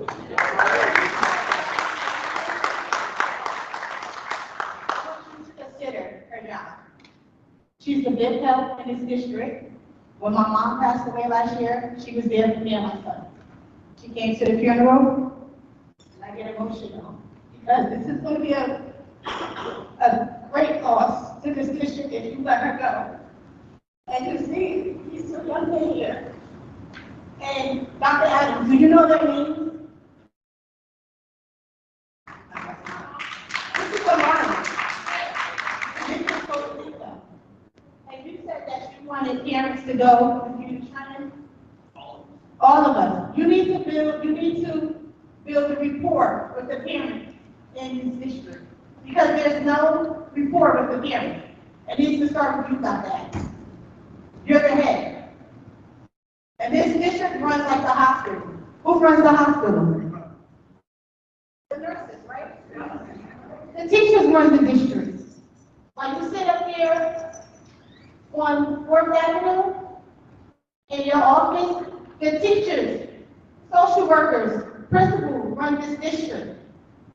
And I refuse to sit up here and let you make a mistake that will hinder some of these kids. Do you know suicide started at 10? Do the research. Suicide started at 10. 12, he's going to be 13 soon.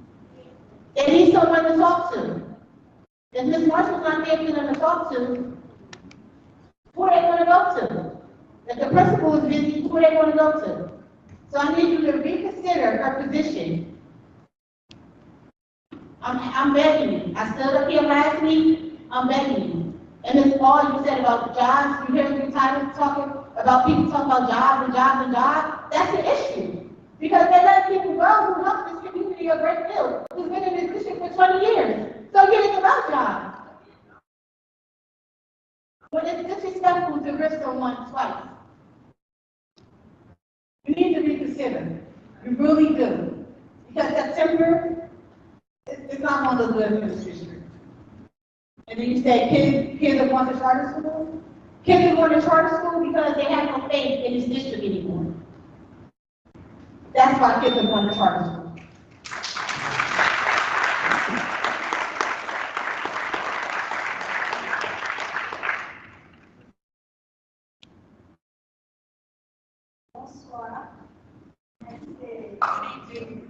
Good evening, I'm Jeanette.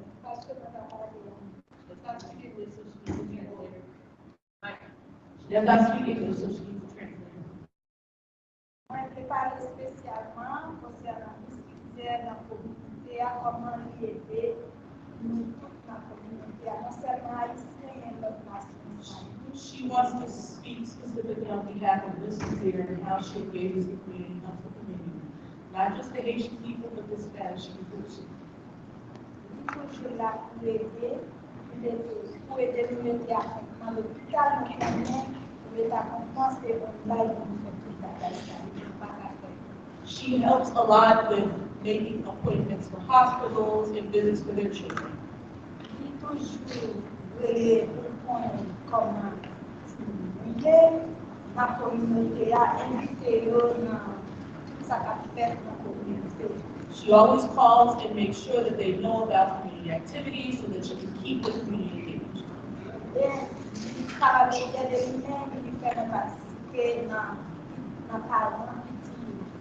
She said because of Ms. Mazier, she has been able to participate in PTO and other parent programs. And then, again, good team in the Asbury She has 3 children total. She had 2 in the Asbury Park district and she removed them. There's a lot of success of that.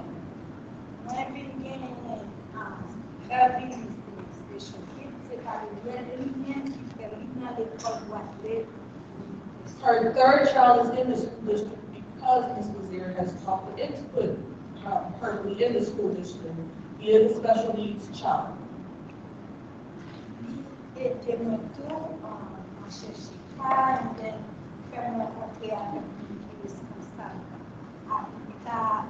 coastal. She has helped her looking for housing and has introduced her to the people from Habitat for Humanity, Coastal Habitat for Humanity.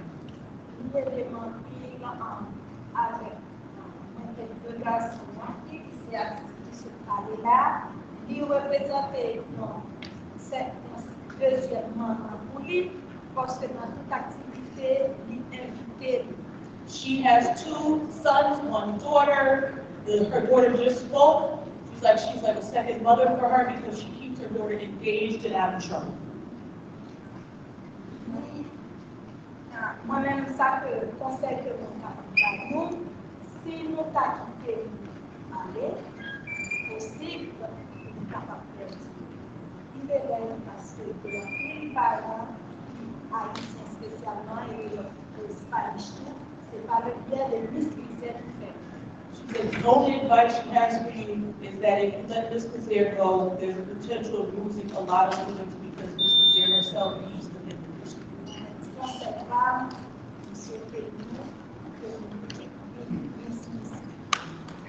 Her suggestion is that you keep Ms. Kazir, please, and thank you.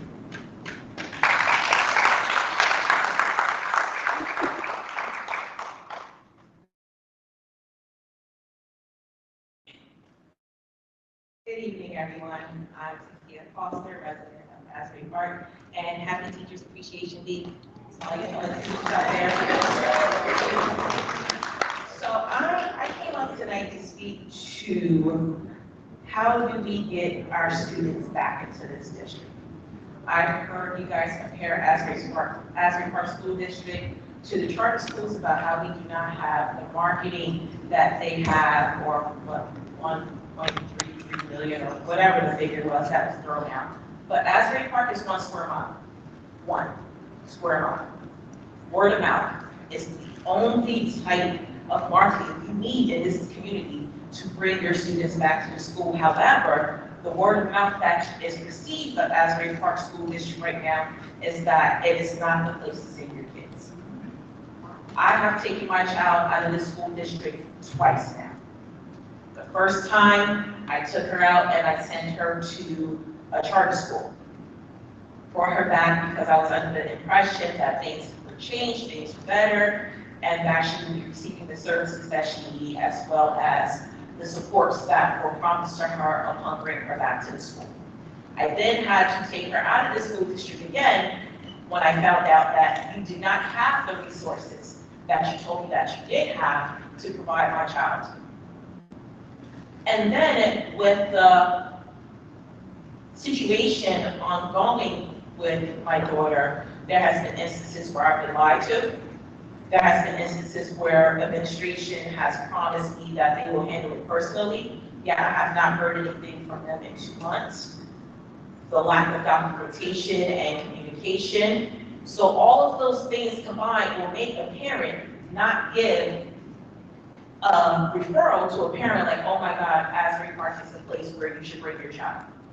If anything, if you have close relatives or close friends, you will shy them away from coming to this district if you know that their child needs certain services because we do not have them here. Like I said before, I was born and raised in Asbury Park, and I spent most of my academic years here. This was not the Asbury Park that I remember. The students and the teachers had a rapport, and then not only that, we had a rapport, the students, the teachers, administration all had a rapport with the community. There hasn't been any type of collaboration on that I know of between the school district and the community, as well as all of the local organizations that we have are kind of shunned away as if the administration that we have here now wants to be, I guess, the hero or the one who wears the cape, the one who does it all for the students to make it become a success. When we all know that it takes a village to raise these children, it takes a village for them to be successful, and you don't need marketing. You just need word of mouth. And in order to get word of mouth, there's a lot that you need to pull together in this district.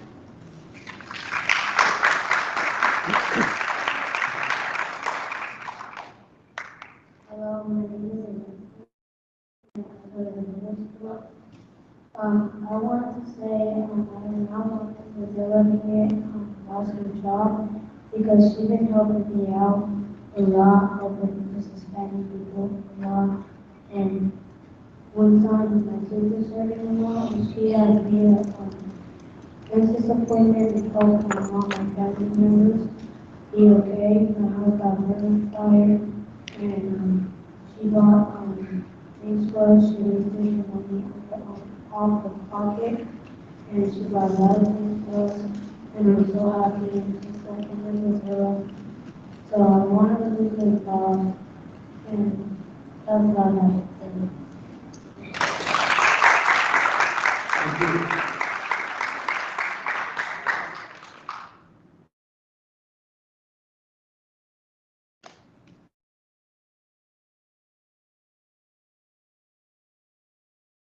Good evening, Madam President. My name is Stephanie Kelly. I'm a resident of Brick Township. I've been a special education teacher for 20 years here in Asbury Park.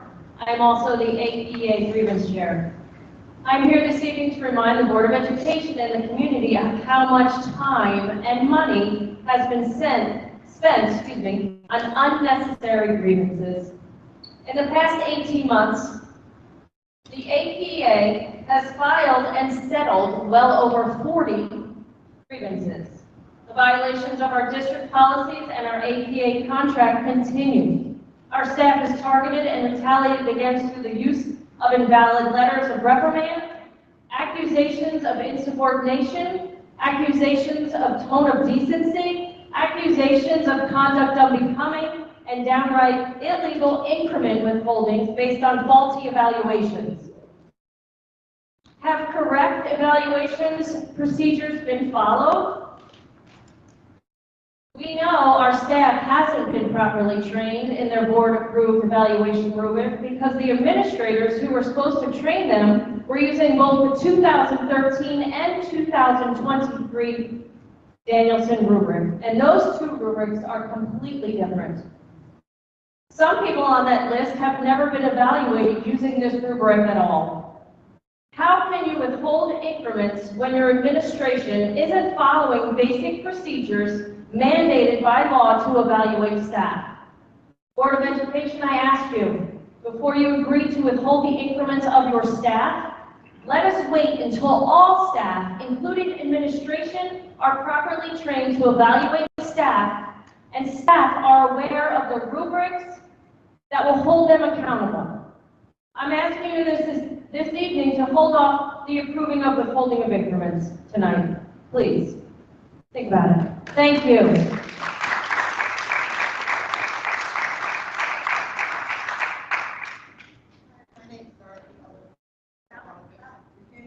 My name is Don Ellison, school psychologist on Town 17. Job is not on the line tonight, it might be tomorrow. I wasn't going to speak tonight. I came to support people that I've worked with for the last 17 years. People who have been dedicated to our children. Our children here are dying. Every single year, I have gone to a funeral for one of my students. And I have sat next to Miss Marshall. I have sat next to Miss Sanders. Our children are dying. They come here hungry, hurting, abused, witnessing domestic violence, witnessing, being the victims of violence, traumatized, and to get rid of a social worker when mental health is such an issue, and our kids need every support they can have to just stay alive. Algebra 2 doesn't matter when you've been up all night hungry and worried if your mother is going to be alive. Both of these women are willing to support those. I sat and tabled with Miss Marshall and agonized over how to help a kid with our very limited resources in this. And she's been the one to come up with creative ways of special needs. She works with our kids, not just issue kids, kids of all nationalities, of all ethnic backgrounds. And she's been dedicated and followed them through to the high school where I sit and been a resource. I worked to Miss Sanders with children who who are living in a car, whose parents are incarcerated, and we've gotten them food, and we've gotten them showers, and we've gotten them shelter. She's the one who knows every resource in the community. To eliminate her position is criminal. Our children look for her. Most people don't even know what she does in the building, but our kids do. And those are the people we need supporting the city. If we don't want to lose them to another district or lose them to another death, you need these people. You need these people to provide the support, the counseling, and the foundations that they provide every single day. You may think that positions are not necessary because they don't fit nicely into a budget, but they're saving lives.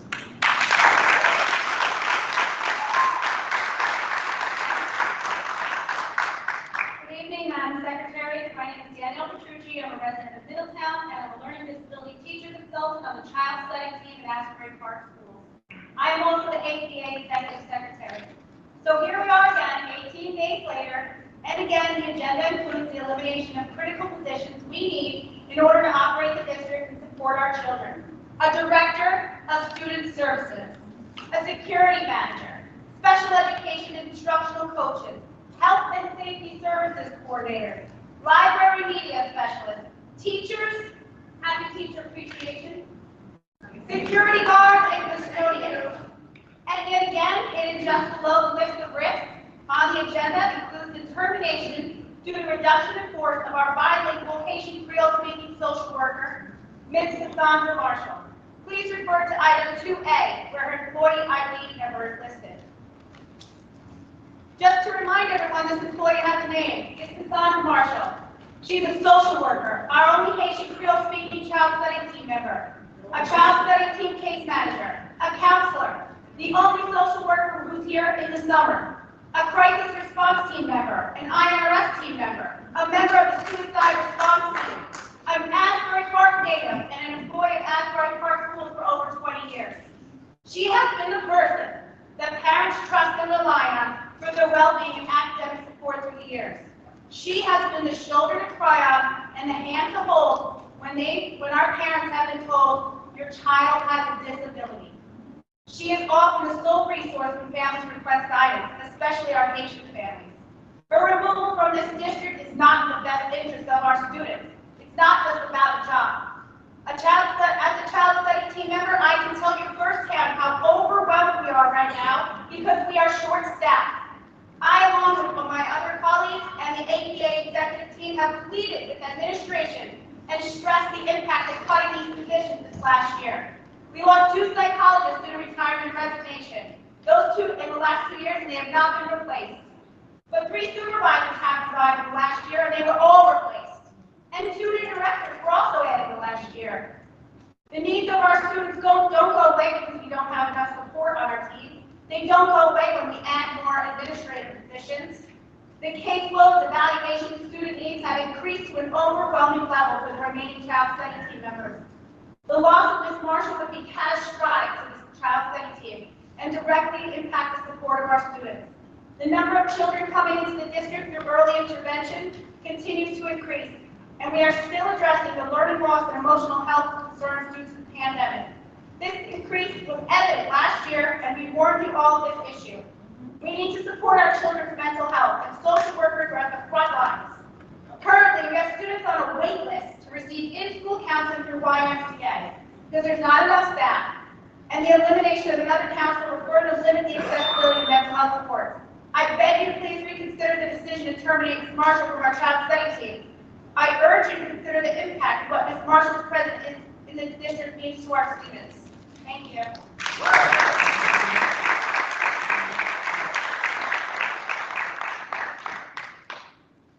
Hello, my name is Christine Marcinota. I'm from New Jersey. I've been English teacher at Asbury Park High School. I've been there since 2005. I'm here talking about my concern about the abolishment of our social worker and social workers and any social emotional staff in our district.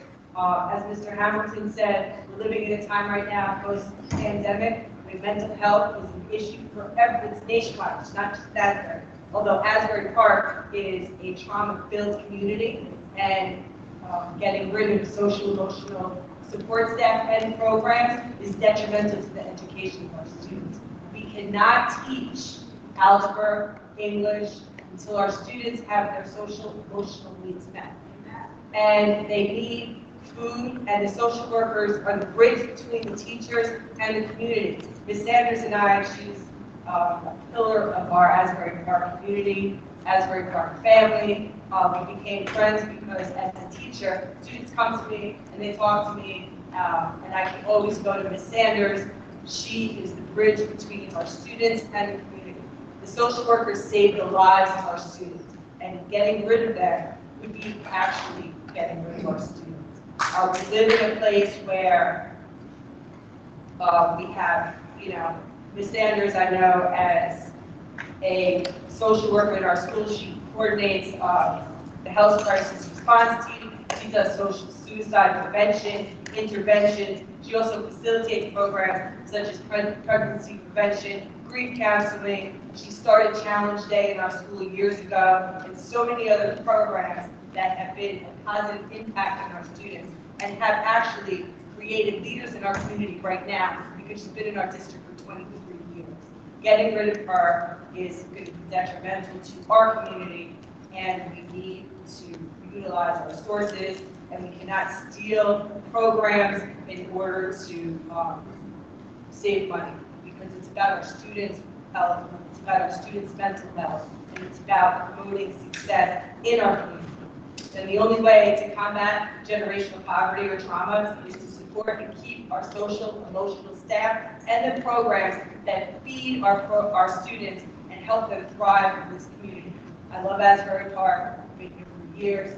Ms. Sanders, Ms. Marshall, everyone who's on the chopping block, who's been here, we are Asbury Park.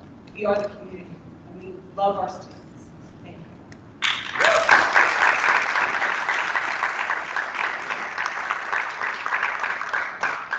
Hello. My name is Adley Victor, and I'm a resident of Union County and a speech language pathologist on the related service team.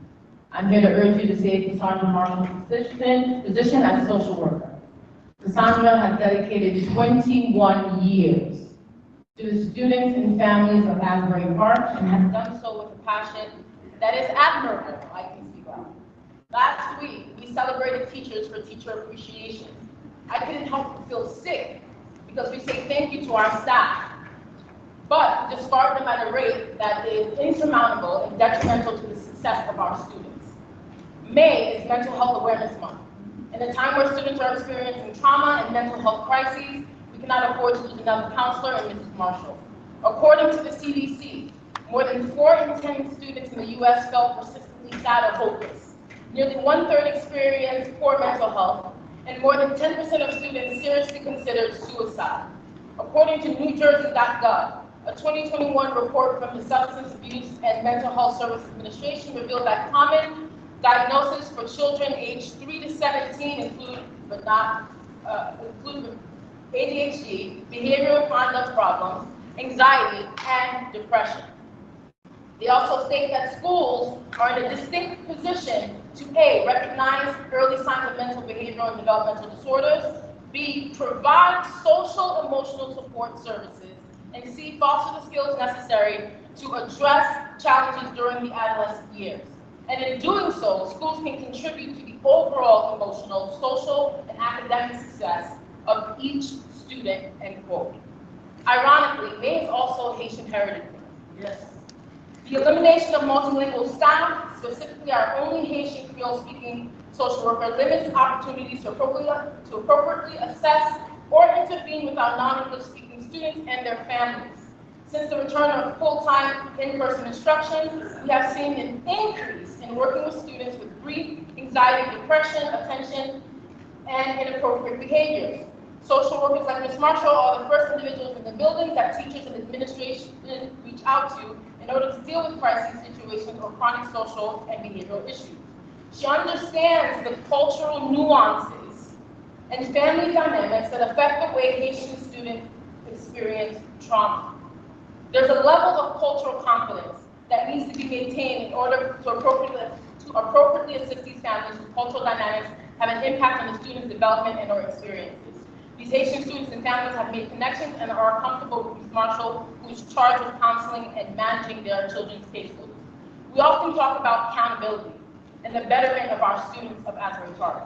Yet sometimes our actions go against our words. It's the actions that are important. There's a Haitian proverb and it says, "Sao fait c'est nous." What you do is what you see. In other words, what we see in life is a result of our own actions. It's almost like saying what you reap is what you sow. So I'm asking you tonight to put your words of accountability and betterment to action and your actions to power. Vote to keep our essential staff members, and please vote no on item 2A of B1. Our students and their families deserve better. And I just want to make a quick comment we are here for our students. We fight for our students. I stood here last year and I begged and I pleaded to this board and I explained to them the backlog of students that are going to need services, and we still got rid of speech therapists. So to be told that we're only here fighting for a job, no. We're here fighting for our students. And I resent the statement that we don't.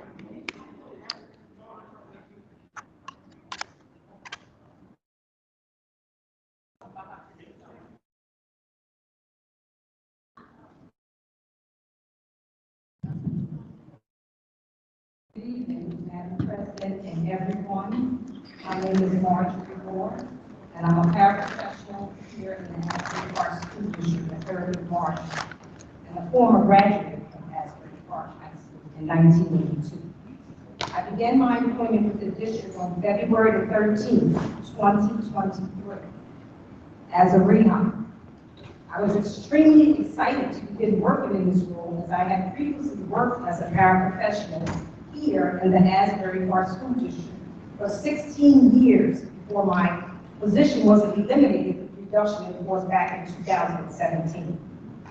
I've been working in the profession of providing care for children for over 21 years. Prior to becoming a paraprofessional, I owned a child care business for 10 years. This profession is my life. I have always had a heart to serve in the capacity of caring for children. To that end, I was extremely devastated when I received a letter dated April the 5th, 2023, that I was terminated from my position as a paraprofessional signed by Dr. Marshawn Adams. I was completely in shock as I couldn't understand why I was being terminated from my role. Additionally, the letter did not provide any cause for termination. During the days of me working, I had no work performance issues brought to my attention while I was there.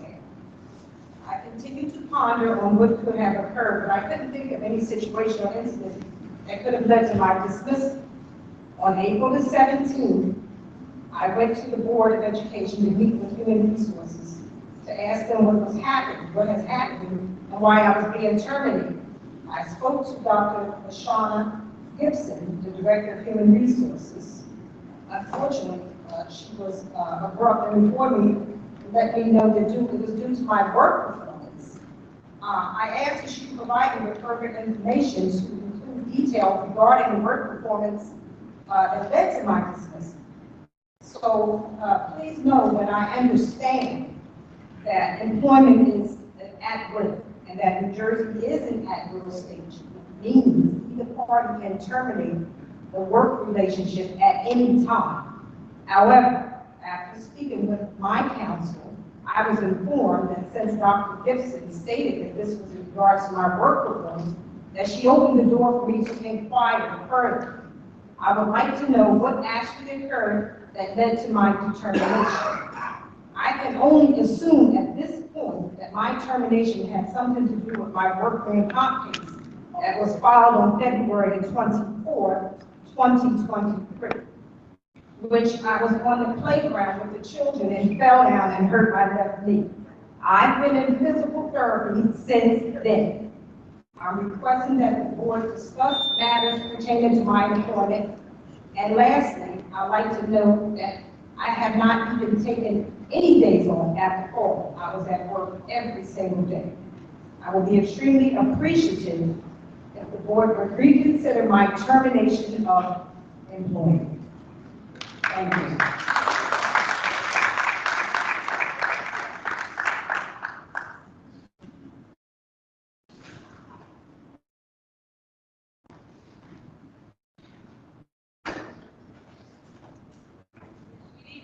Madam President, my name is Sheldon Sanders, and I am the Health and Social Service Coordinator at Asbury Park High School.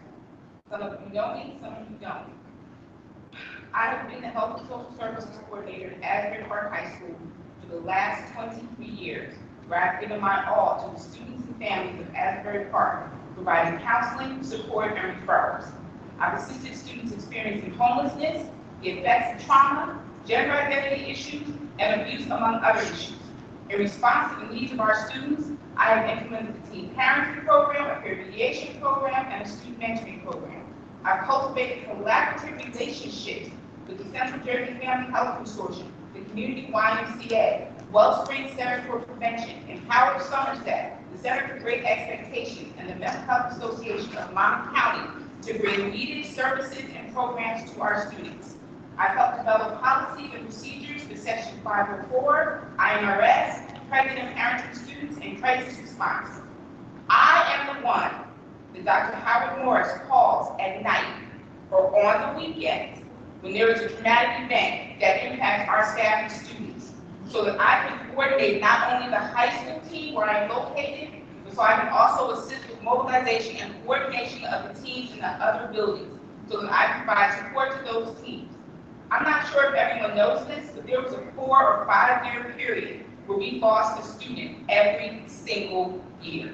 And I, along with my fellow crisis response team members, was on the front line for days, assisting students and staff to manage their feelings regarding those traumatic events. Currently, I am coordinating 4 youth development / SEL programs at the high school and 1 at the upper elementary school, where I am not housed, but I became aware of a program that would help those students and reached out to Ms. Sandra Marshall to say to her, I'm aware of a program. Do you think that your girls could benefit from it? We sat in on that program last week with approximately 12 young ladies in grades 4 through 6, and it was astounding how at the first session they opened up and they shared, and it was obvious that that program was so needed for those students. I provide support to students and families in their homes, at the grocery store, at the mall, and the laundromat. I have so often assisted families outside the school that my own child sometimes felt slighted. I provide suicide risk assessments for our students, and on more than one occasion, I have sat in crisis with a student and their parent as they went through the process of being evaluated. As other people have said before you, we are in a mental health crisis right now. And letting go of people who provide emotional and mental health support to our students is not the right way to go. Thank you.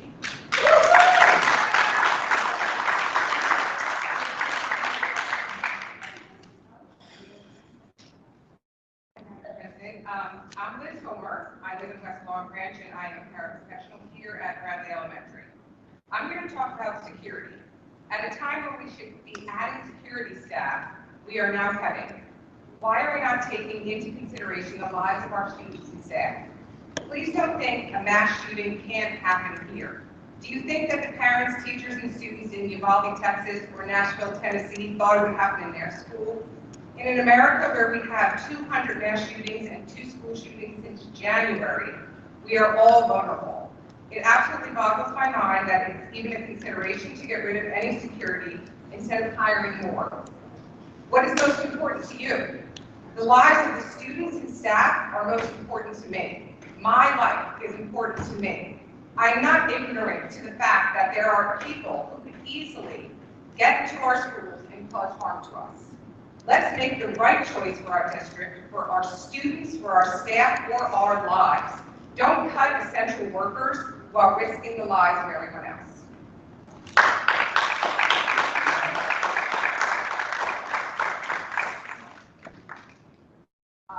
My name is Karen I left my events, and it was so important to get here. Asbury Park will always be my first love.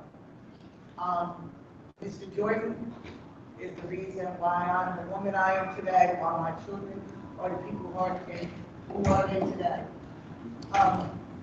I think we should keep Mr. Jordan because he changed my life.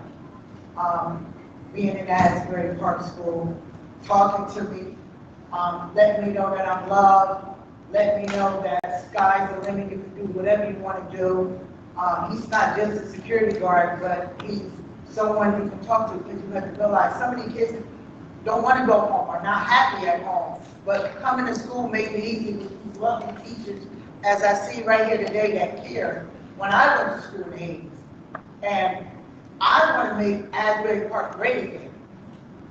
And we need you guys to understand what these people are saying here, what Mr. Jordan has done for me right now. My son works for the Fed right now. I would never believe that in a million years, but with this man directing me and telling me how to be an upstanding citizen, I taught my children that. The point is, Asbury is the people that care and that love the community and love being who they are, these teachers here. Now, we can either let teachers go that care and bring people in here that don't care about anything, and then it gets worse. I left my event to get here because it was important, so you can see that it is people in the community that do care. My daughter works in the medical field. My 15-year-old daughter plays basketball. I want to come talk to you guys like I did in Neptune to get a basketball program started for these girls and these boys so they can stay off the street and realize they got people like me and Mr. Jordan that care. I just want you to see these here. I listen to them. I see how it was like in the 80s, how they cared about us.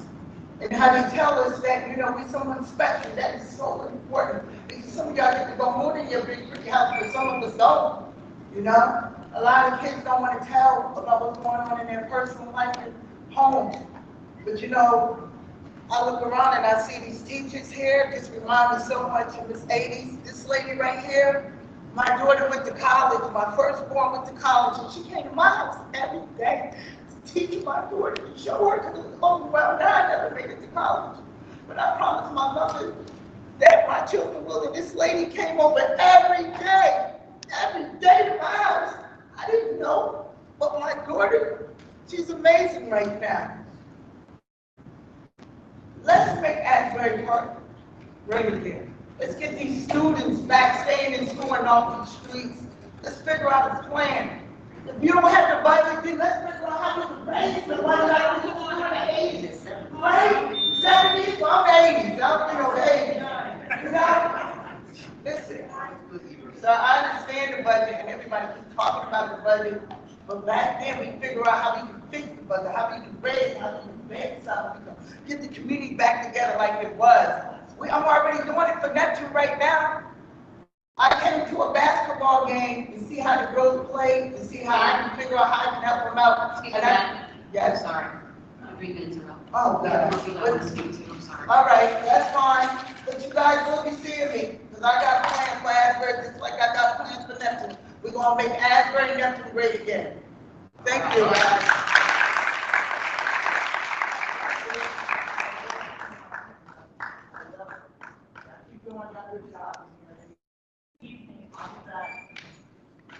My name is Meg Watkins. I am a special education teacher here in the district.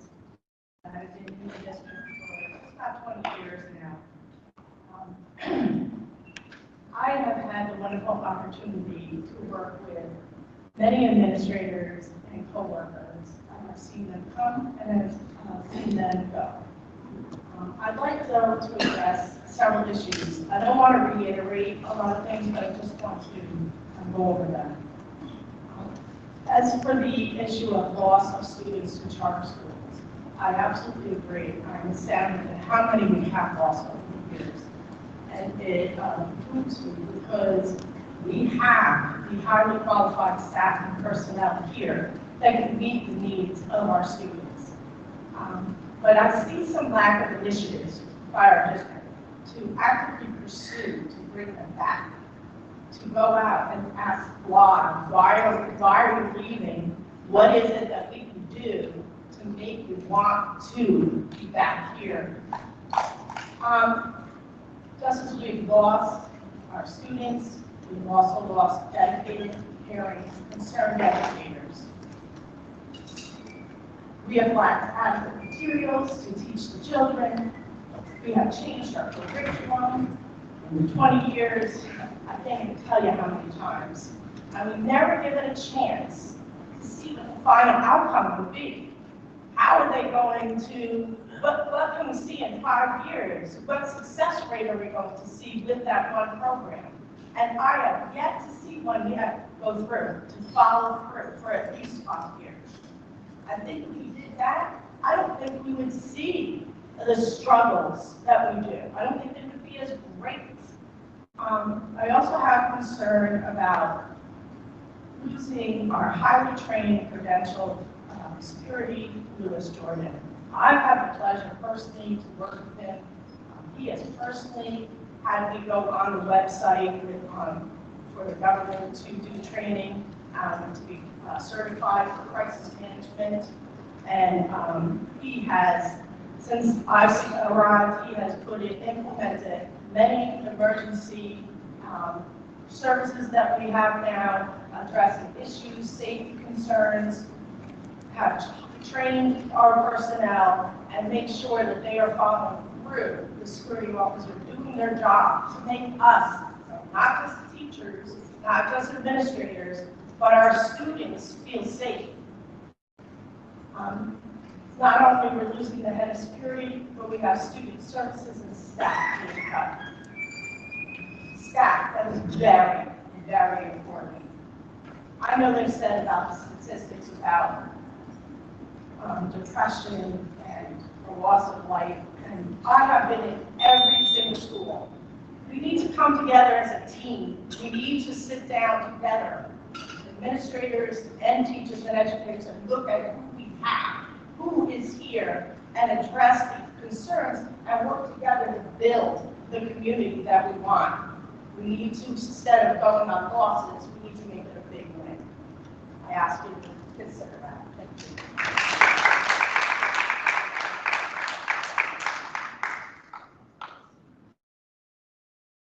Evening. My name is Michael Zajac. I'm the Dean of Students at Asbury Park High School. I'm also the Asbury Park Education Association Vice President. And I have a statement to make here. Good evening, Madam President and members of the board. I'm here tonight to bring light to an issue that has been disturbing to the staff and students of the Asbury Park High School. The issue revolves around the current athletic director and his behaviors towards the staff and students. Back in February, there were a series of issues between students and the athletic director. One issue involved comments made towards a student about her family's financial status and living conditions. The athletic director flashed a money roll and told the student he had more money than her family. The issue was reported by the student, her parent, and staff.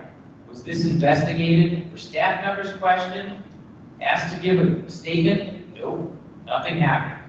There were no interviews, questions, or statements made.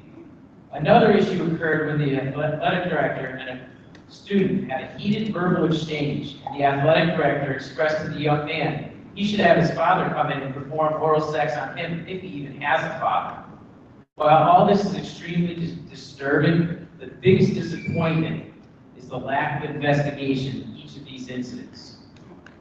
There were emails sent to offer details in these situations because the staff members who witnessed these exchanges were doing their professional obligation to protect the students. And what happened? Nothing.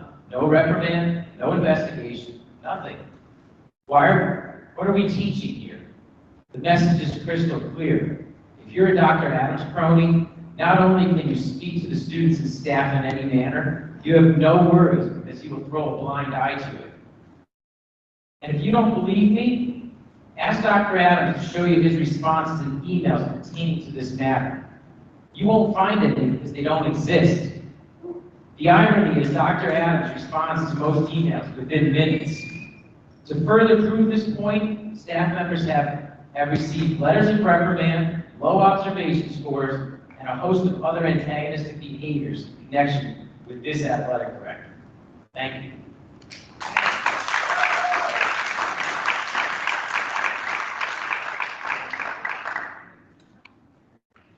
Good evening. John Napolitani, Ocean Township, also the Asbury Park Education Association president.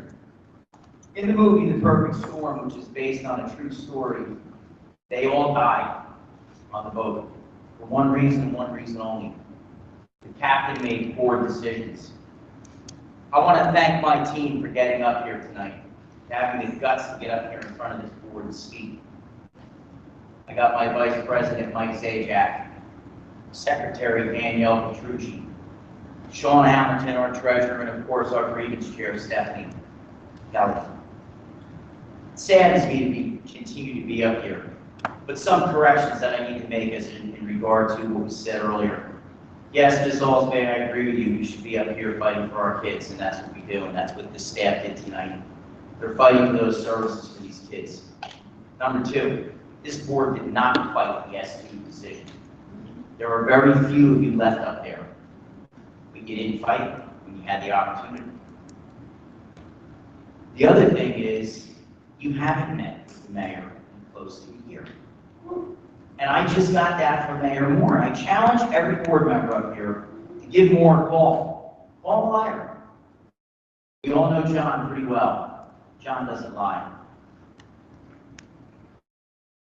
So I just got a bill from an arbitrator in the amount of $3,800 that gets split between you and me for an arbitration that we didn't even finish because we settled the case. You're passing along $7 million additional dollars to the residents in the city of Asbury Park.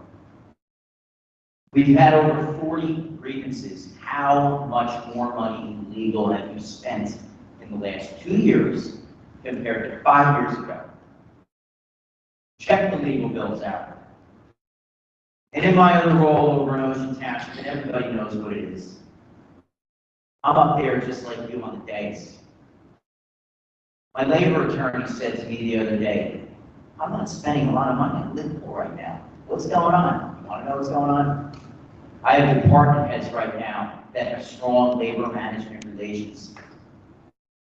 I have a chief of police that gets along with his PBA president and his state delegate. They sat at a dinner table at my mayor's charity ball this past weekend. I have a township manager that collaborates with his department heads, who wants his department heads and his employees, the rank and file, to work together harmoniously. That's how you get results. That's what makes a district successful, and that's what will make this district come back. It's collaboration. You want the fix? Create the labor management relations the way that it used to be. Thank you.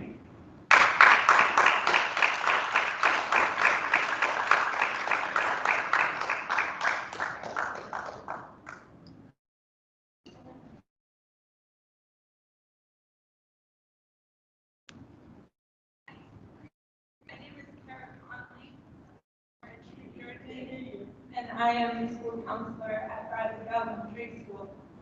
I stand up here tonight and I feel that I really should not have to disclose my medical information to the general public. I have MS. It is difficult for me to walk, especially when it is cold and when it is icy. And are you aware that there was, and still is, a trailer sitting outside there for 6 months covering handicap spots? That violates so many federal laws, the Equal Employment Opportunity Commission, and the ADA laws of 1990. All right here, there are letters in my file with HR that you requested and I provided, and still you are trying to cap my salary and just really make my life miserable. That is not okay. So I ask you to please really think about that. I put my heart into what I do and I love these children. And it's not okay, and it's not right, and it's federally wrong. Thank you for your support.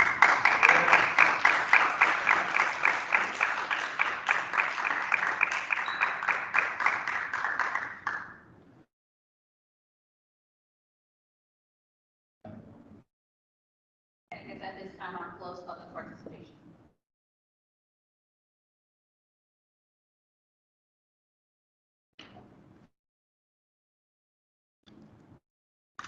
Before now that we've closed, we're already going to exec. But I want to make it clear, I didn't attack anyone's integrity as an educator. And it's not fair to pick and choose words to entice a crowd. I merely stated what I've noticed the year and 5 months that I've been on this board, is that every time I'm here, I'm hearing about, the issues with personnel. And everyone talks about collaboration and alliances, but not once have I heard someone, unless it was directed to their position, come up and speak until tonight about things that mattered and really, affected the student body. So I'm sorry if you don't comprehend that, but it is the truth. I'm not saying that your jobs aren't important. I'm not saying they're not worth fighting for. But without students, you have no job. Well, there is no staff without students. Right. So we need the proper programming. How do we align with people about programming if we don't know what the problem is? That's all I'm saying. Thank you. Okay, I have a motion to go.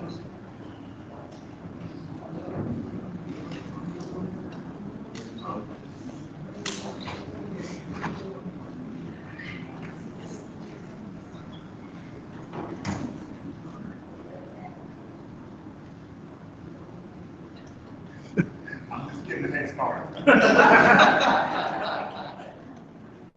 I please make a motion to go from there? Second.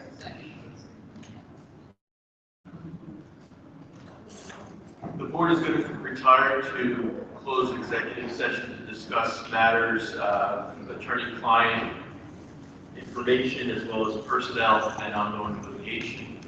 It's anticipated that the board will be in executive session for approximately 45 minutes to an hour, after which time the board will come out of executive session and return to this room. No formal action will be taken in executive session. Any formal action will be taken out here in public when the board returns.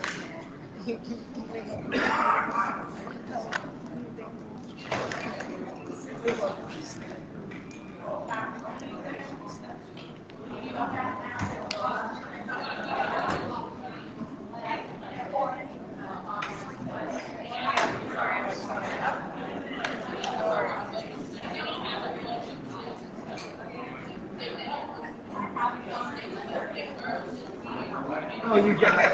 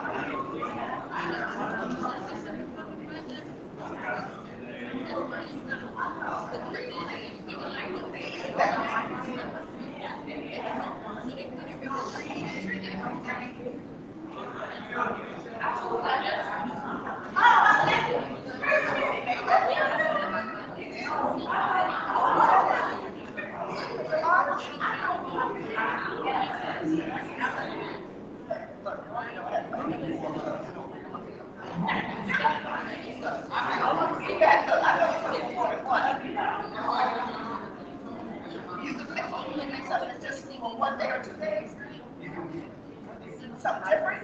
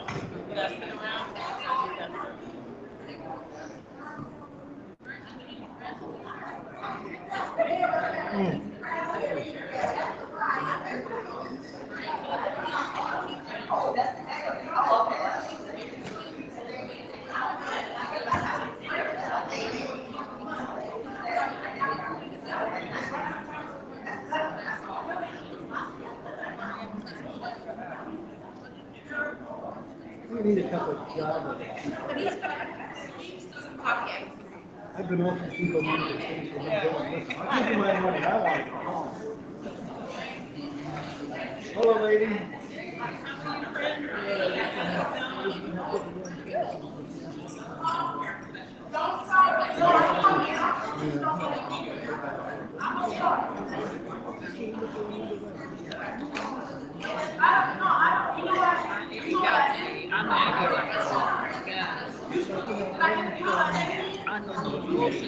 Oh, but sometimes.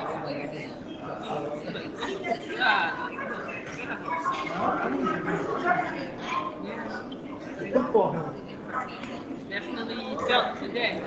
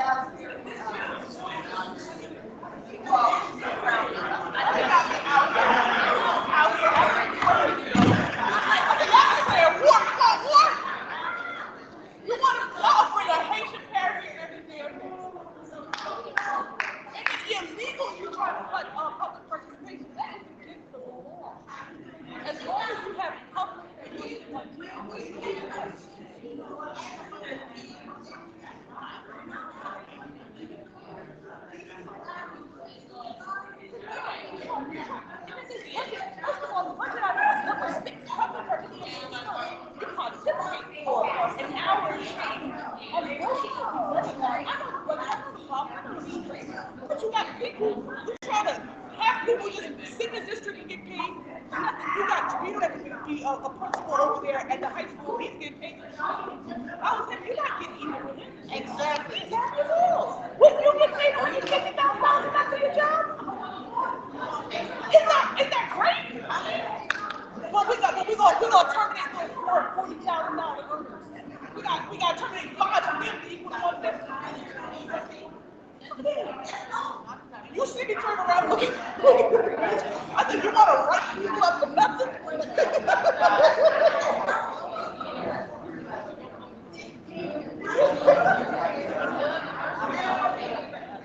Because she said, I'm like,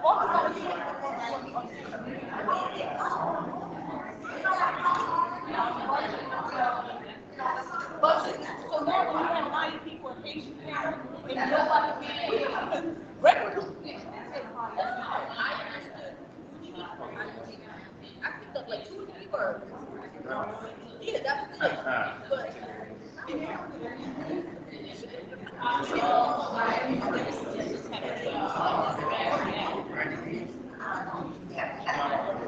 But first of all, because you can't say too much. You can't even say too much. In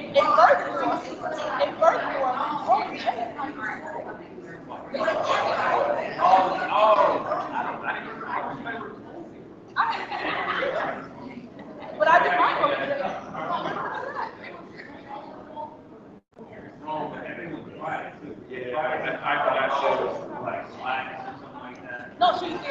no, they already know she was yeah, they already picked some young Spanish girl named They told her.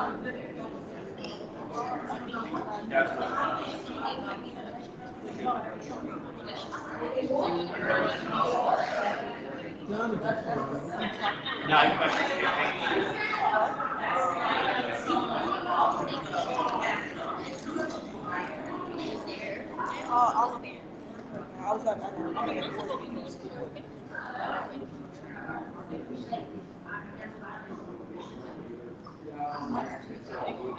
okay, I'll check it out. I'll check it out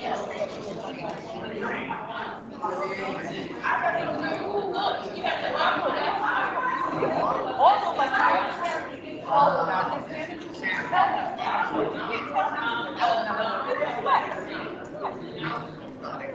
we got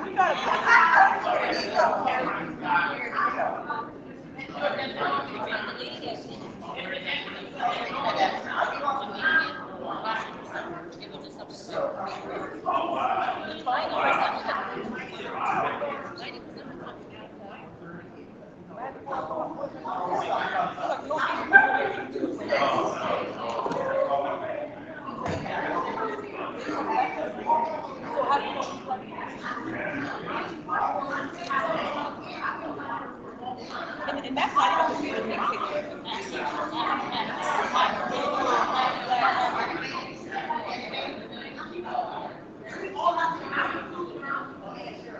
like I said, I like that better. I just think down south.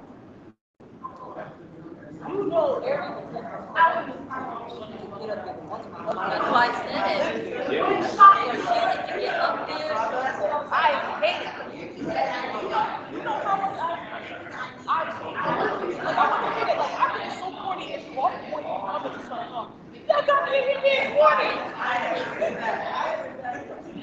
I think it's so corny.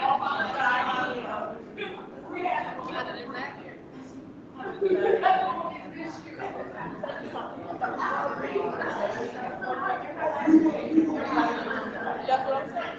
If I have to come back here tonight, I would rather do that.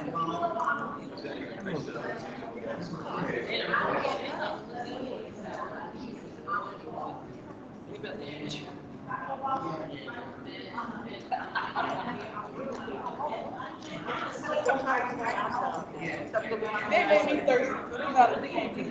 What you gonna do? Fire me? Okay, we're already here.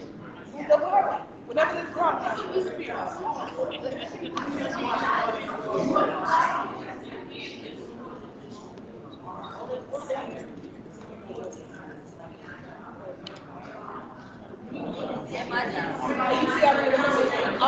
I'm responsible for 10% of the students. 10%. Yeah. Yeah. They want to do everything but what they're supposed to do. Everything's their job. And that one right there, she never got left. That would have been wasting around time.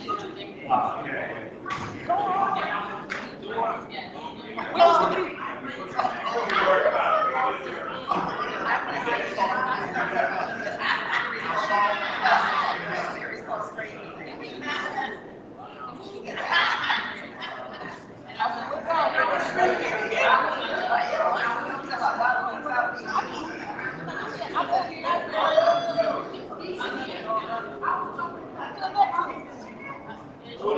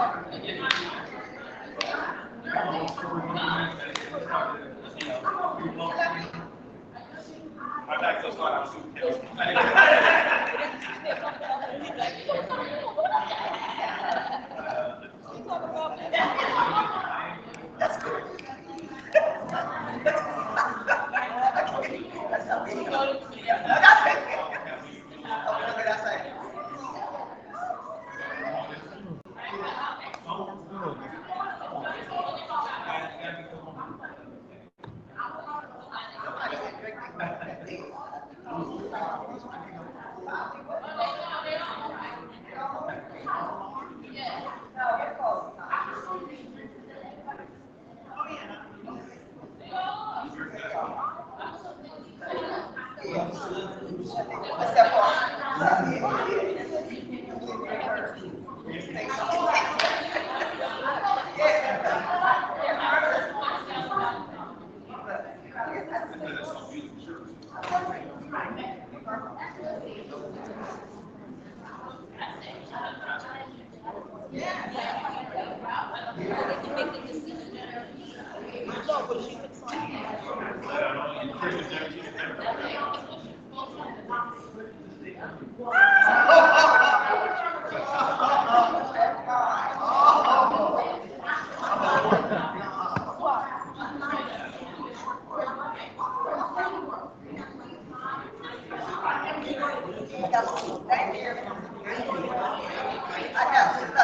Well, I heard you talking, I said I could do this. I could do this.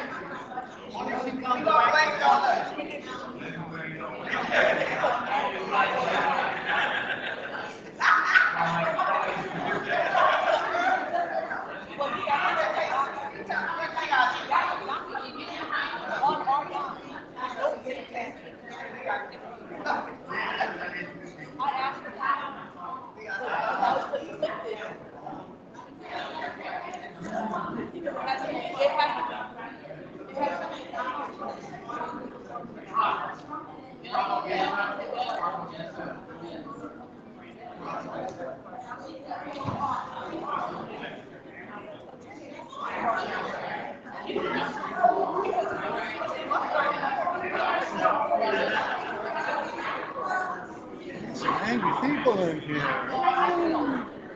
You're not going anywhere, right? No, I don't mean that.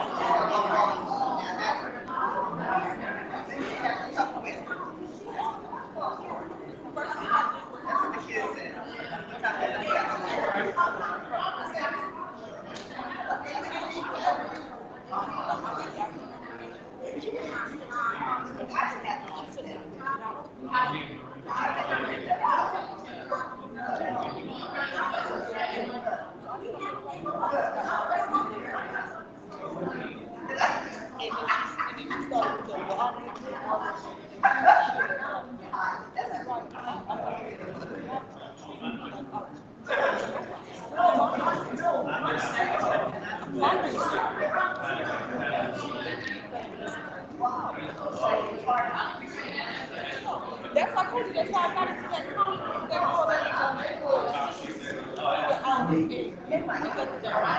yeah, because I was saying something like,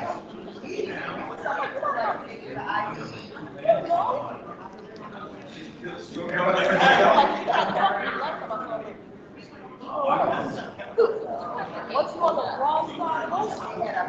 You are the fuck.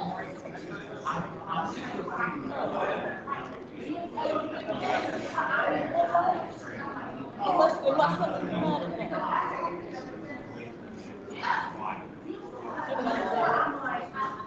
Yeah, but Gemini, y'all people wall up anyway.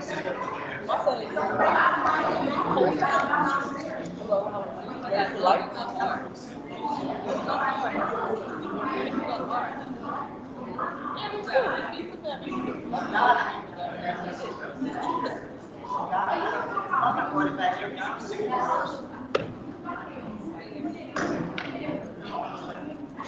Hey, hey, thanks for coming over. Appreciate it. Maybe to help you with something. Maybe something good will happen to you. You know me and APTV? I've been away from it for a long time and I'm just getting back onto it. One of the things that they never did, besides integrating better with the school, is searching out and connecting to the Haitian community. Now, it's not odd I'm singling them out because they've sought out people from the West Side. There's certain groups that have gotten into it. Okay, Haitians, they don't know they exist. The city doesn't know it. there's never been a city councilman. Would you be in a position to help me meet someone within the Haitian community, someone of stature? And I'd like to pitch them idea of maybe doing like a monthly half-an-hour show. They can interview other people in the community, talk about events, just the whole thing. But I don't have an entree there. It seemed from what you were saying, right, you might. I do. And I'm on the radio right now. Okay, so I wanted to know if maybe you might be willing to help me out with it. Yeah, I'll click on it. Yeah, this isn't an instant thing. Let's just let it percolate for a bit. And I'll either track you down on Facebook. I'm going to give you my card with the understanding that since your phone number ain't in my machine, I'll have to ask you to leave a message. Okay. You know, I won't miss it. But say, hey, it's Sheila, let's talk about what we really and we'll get in touch and maybe we can work something out. Okay? Thanks.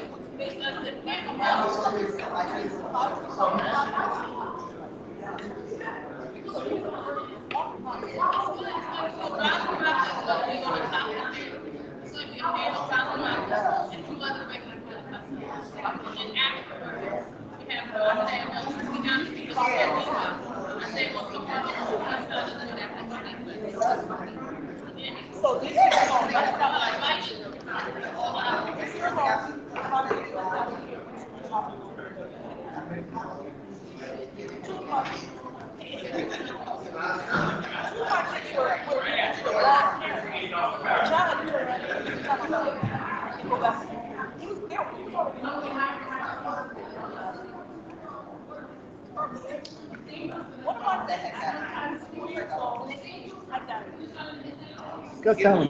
Go tell him you're done. You'll You are get home done. around like, it's 9:14, you'll get home about like 11. No, you go. You march in that room. You So say, I "We have expect- decided you're done." I expect this to be uploaded by midnight. You get home at 11:14. Talk to Jeff. That's not mine. This is mine. Oh, that way. I expect it to be Jeff. uploaded. No, it can't be uploaded until it's edited. No, put the full version up there. No, when I say edit, it just means to put credits in the front and back. No, you can't edit it and have it be an official record. Oh, okay. So that's actually, what you're talking about is actually it. Oh, okay. Front to back, it can't be touched in between. But I put the school logo in the front and back They at don't the need end. that shit. They know this shit show already. Look, you got it right No, there. but we're recording it. They don't know the names. It has small use. Put the shit show there. I was looking for a football helmet for Rover. I told you that.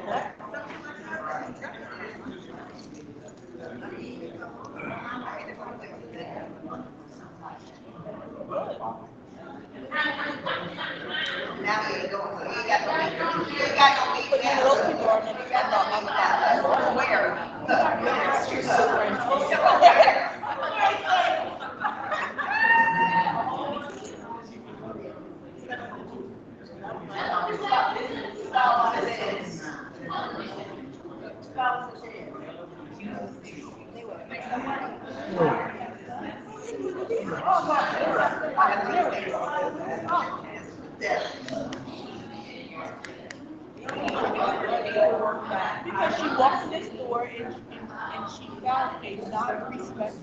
You have, when you try to stuff your back, when you try to stuff your back,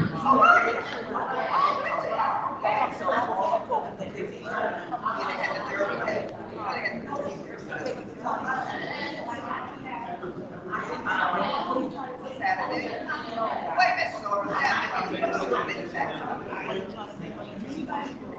not knowing that the child was not complimenting this. The parent, what they call it, we try to do something about it.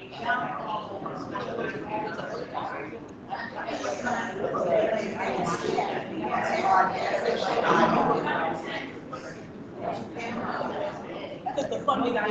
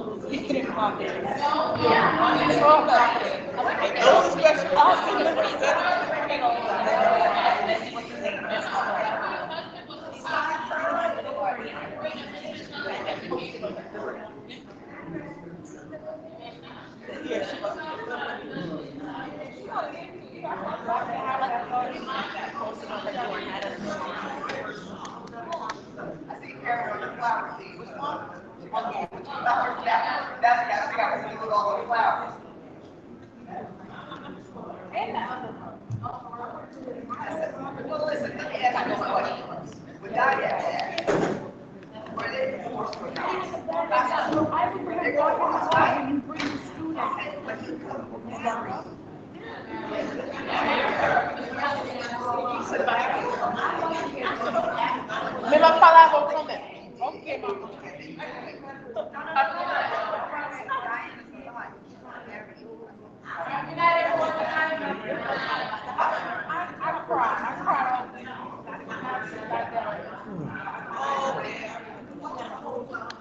You shot somebody.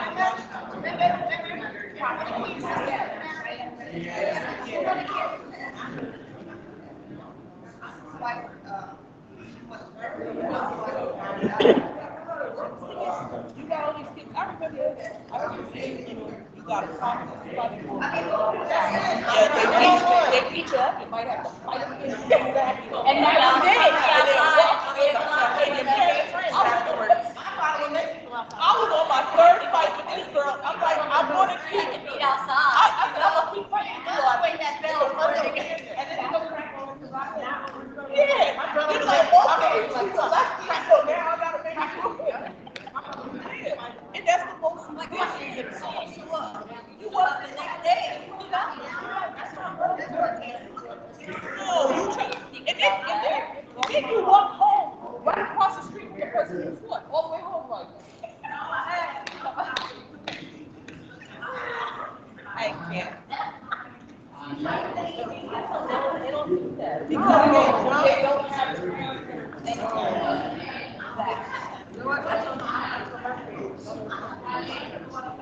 walk away. Because you don't know what they got for us. And until I tell you, be like, bet, I'll be right back. Don't play with me.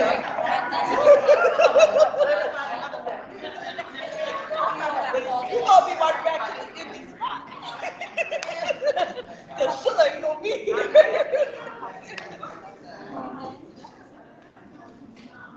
Don't we all? Oh, no.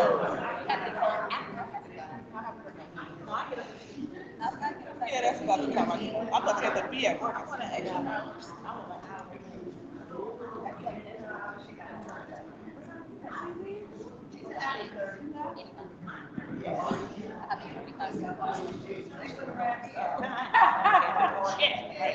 So now you can put friction.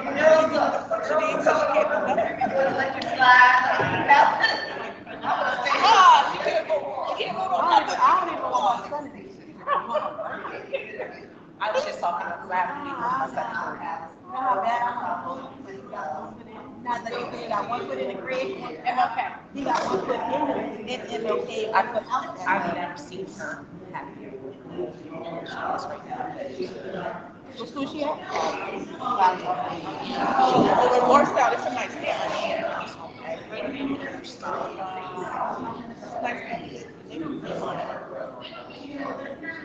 Who's that, Marlboro? Yeah. Marlboro, Morganville, like they work at a camp up there. Yeah, that's it's the catering. Yeah, that's what it is. Yeah.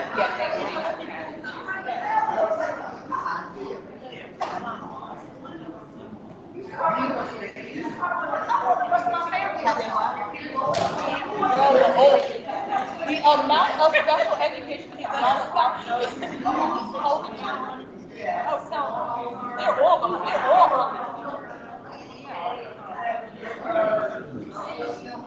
I got about 30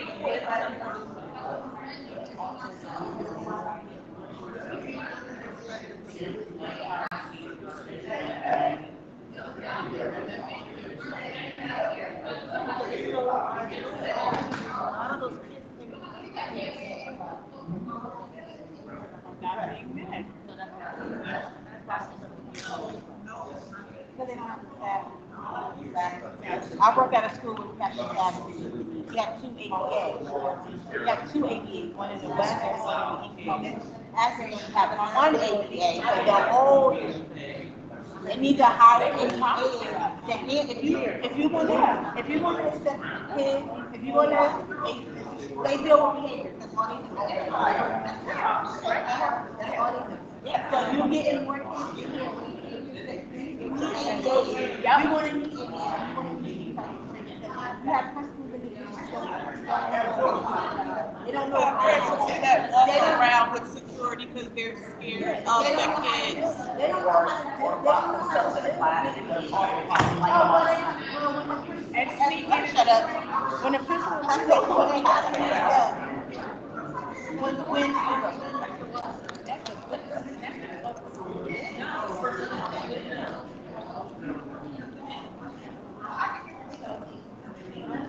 oh, they try to make it micromanaging. You ask a question about personnel, it's micromanaging. That's why, when I left, I left as a master. I left as a master or, I left as a master.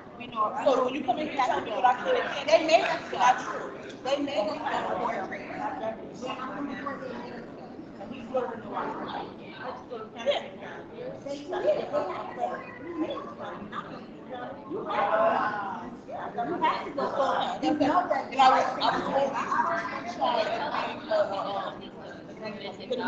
But I was my term is going.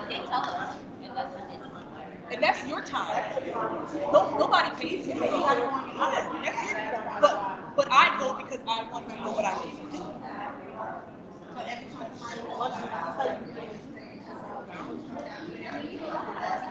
Or if it's, no, you know how many times they come back and do something? I'm like, let me see. Show me why I can't. Show me. And they don't got it to show you.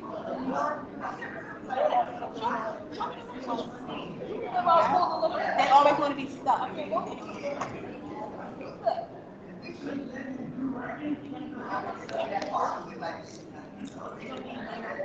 That's not what happens. That's not what that he's lying. He's a first-time superintendent. So you're not going to be a neophyte superintendent. You know what the hell to do.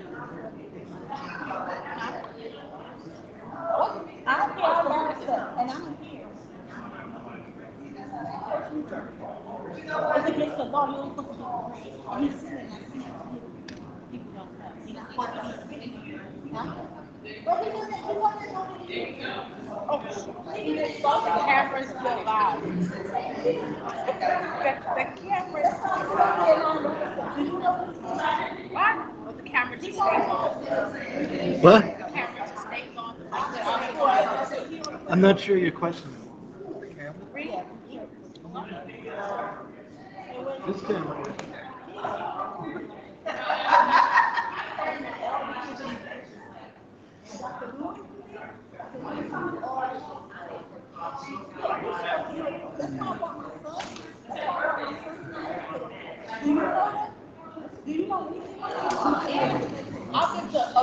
There's nothing that says that they can't answer.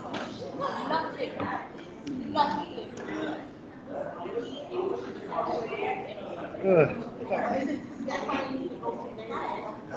Yeah, nothing says that you can't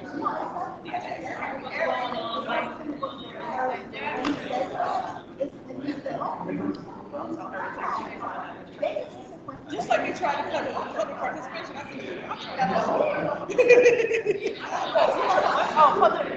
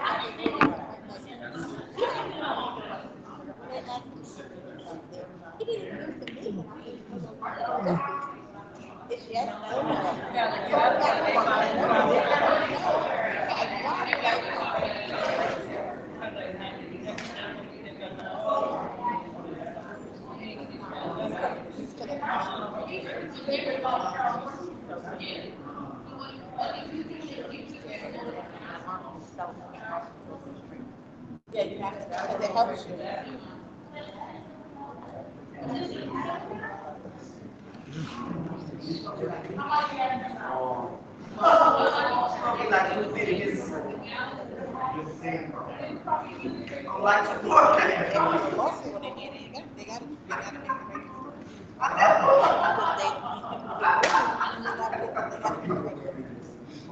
Because that's the next step. They want their money. They want their money. If not, they want to get, it's against the law. So, they say, like, you need a bathroom. They can have it. But that's the next thing.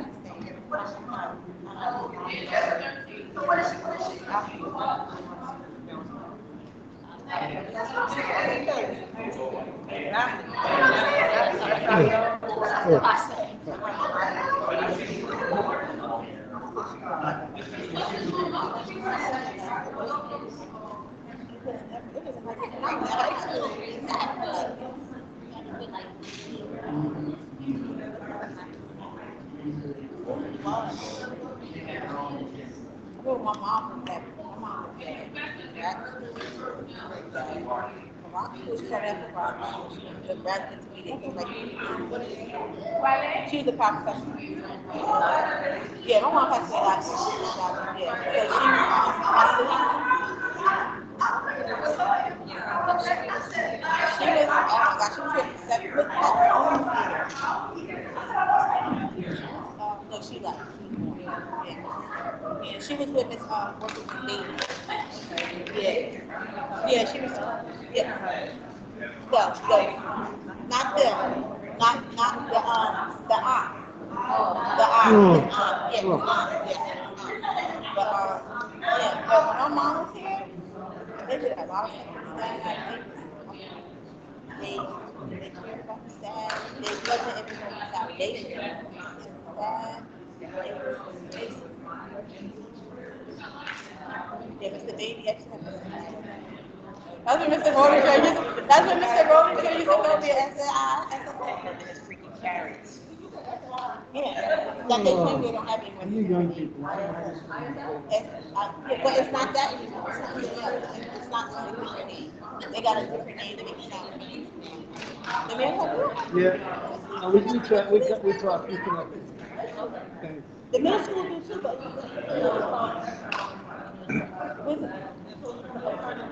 that's what it's called. I said, what is it? Just say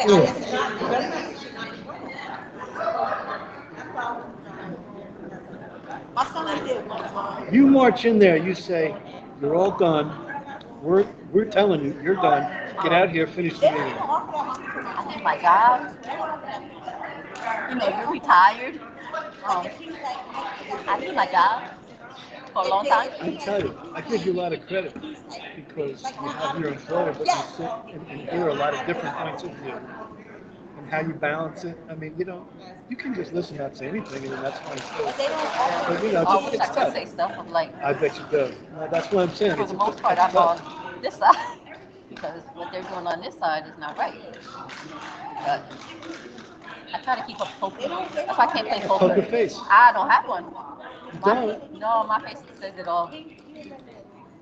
Yep. It gives it away. And they say, like, Ivy, you don't even have to say anything. I'm like, I'm trying. Like, I should smile when I'm really frowning.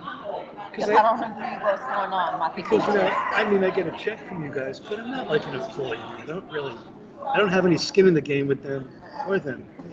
So I come every month, but just for years. I've been doing this for like 8 or 9 years at this point. That's a long time. Yeah. Wow. And I hear this same story. I had nothing for Recollet, and I had nothing for Sinatra. I was hoping for him, but then he came in with half the people didn't want. It just. He did a total flip, like he really sold his stuff. He did like a board office. Yeah. We're not happy. We have never seen Jeff the way he is. Like, he is so sweet.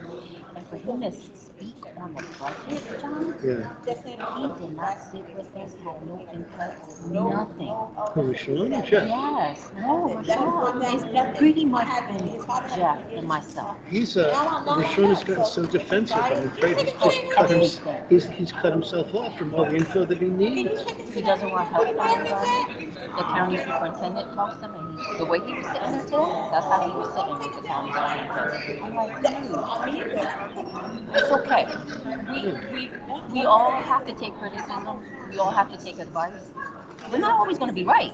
And we're all here to support each other for the, for those And times. Dr. Richards has been a superintendent forever. Yeah, that's Richards. Yeah. Yes. So whatever he says, I'd be like, okay. Yeah. Yep. I'll take care of it. And every time he sees me, he gives me a job opening. Oh, you had, okay, so the lady Well, I hope you don't take it because I got to find somebody for this job. I know. I've I'm had too it. short. I fucking had it. You know? I'm too short for the job, John. Put you on a little How about riser. you just lower the camera You can down? do that too. Yeah. Yeah, I told Jeff, I said, Jeff, you got to know, start looking around for somebody. I'll try to help. state documentation. You just said that. At least I can shut it. But I told him, I said, you got to find somebody to take my job.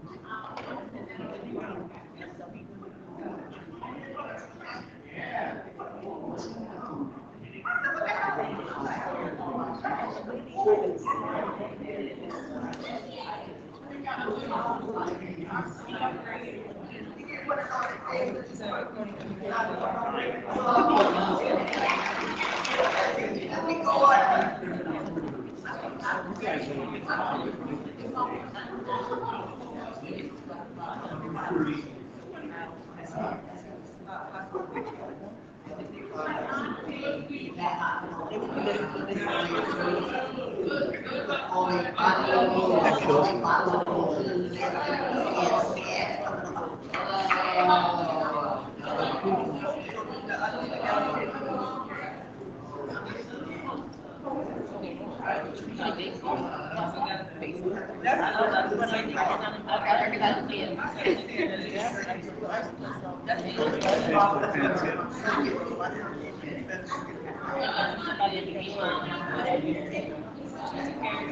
I gotta sit. I can't even stand. I gotta sit.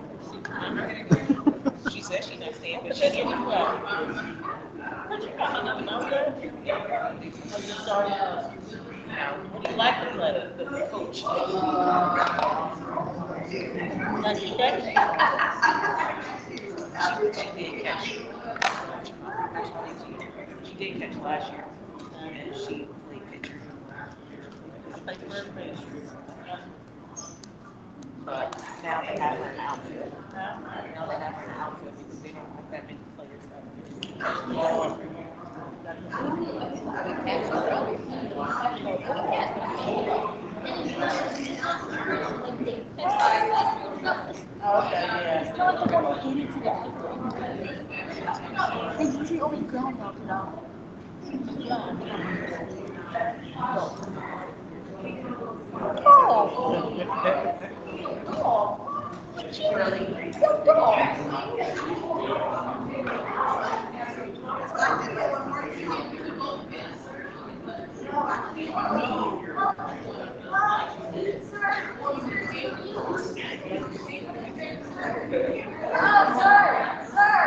Well, the camera's pointed this way.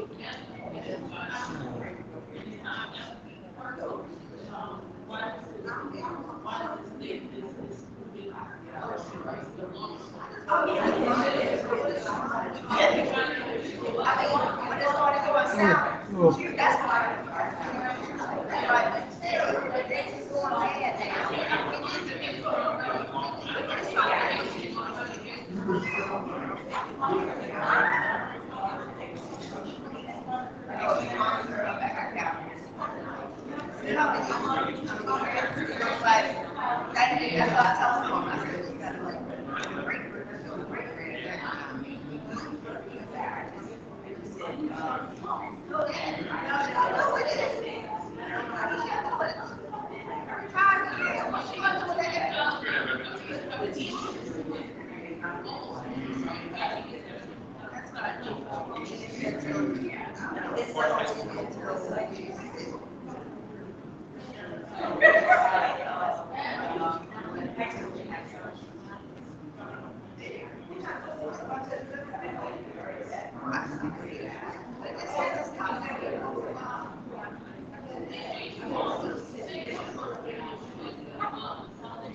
not on, because I have to save the batteries. It's the middle of the board. That's going. It could be as funny as everything else that goes on here. Of course, Mom might not care. Go like that. Go like this in the middle of the Well, board. let's have some fun.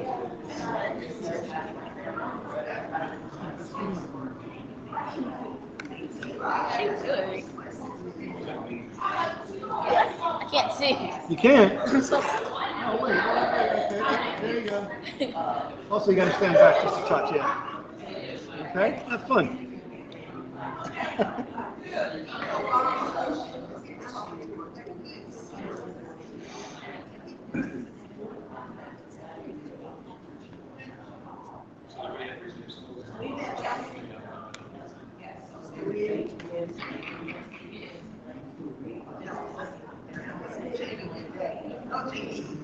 Okay, give me that curve. You would know that, right? Because there's natural oils on anybody's skin.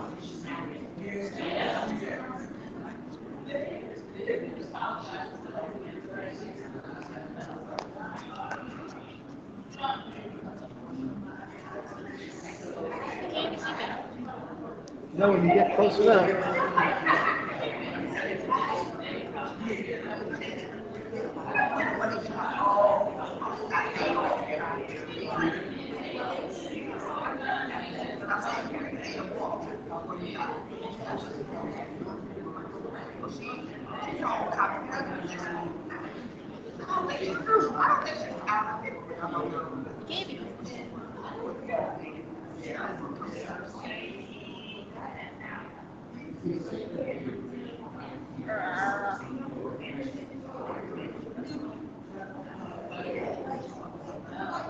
That makes for great TV. That would make great TV.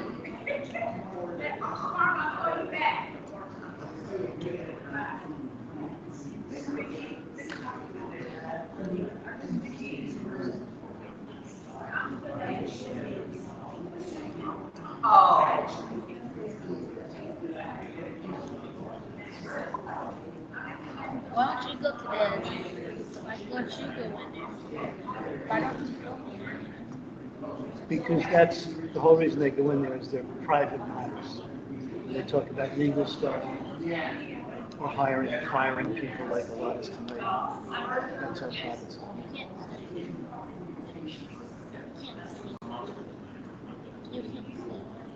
I think it would be cool if you go like this, like in the middle of it, like that, and then this behind you, so like this. Well, you know, you got a phone. You got a phone?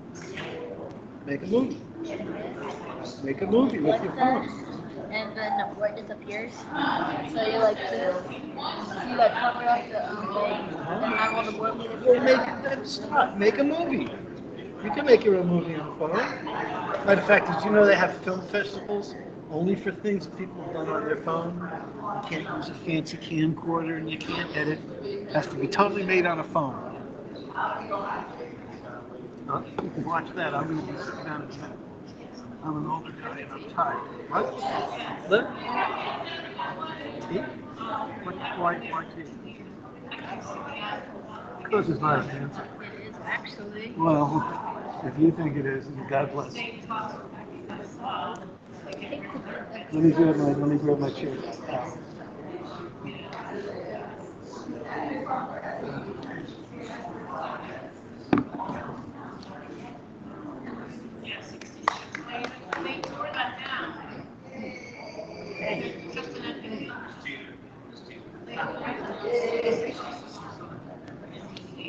All right, we're going to get ready.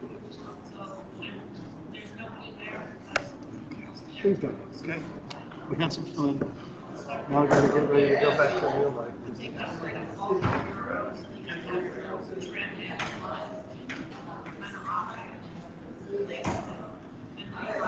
Get ready for the fireworks. They're coming out.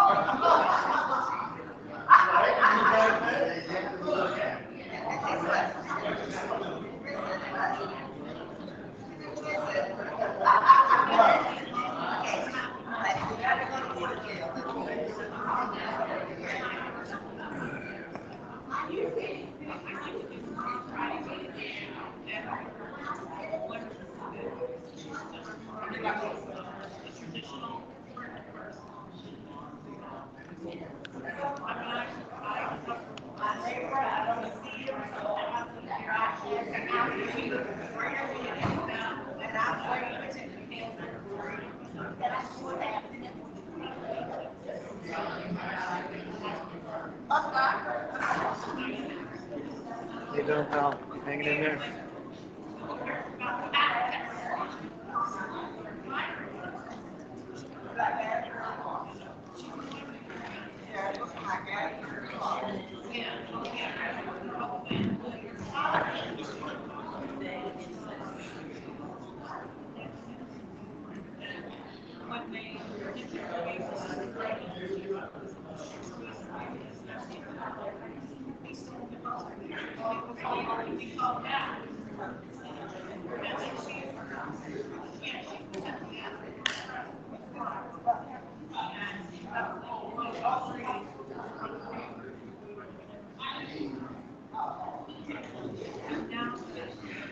Did you send me one black cherry back there? You cleaned it all out. Oh, okay. No, they have black cherries back there. I'll get one.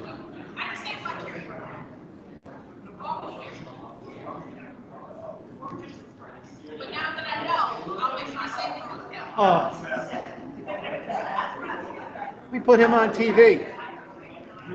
He had a good time dancing around for the camera.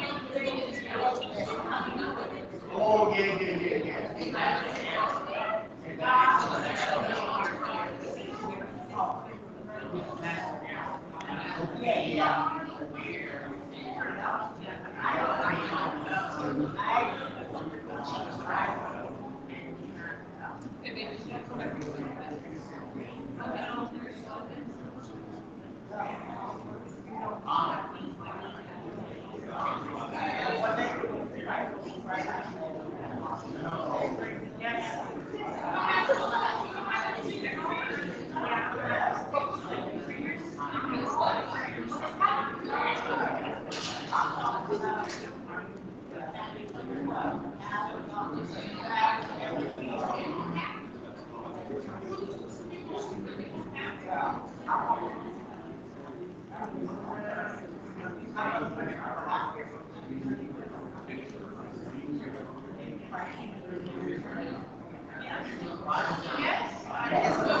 had to start boarding houses.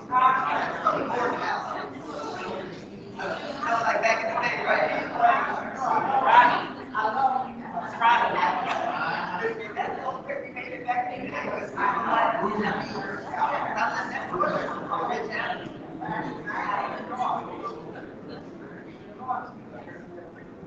yeah. Right?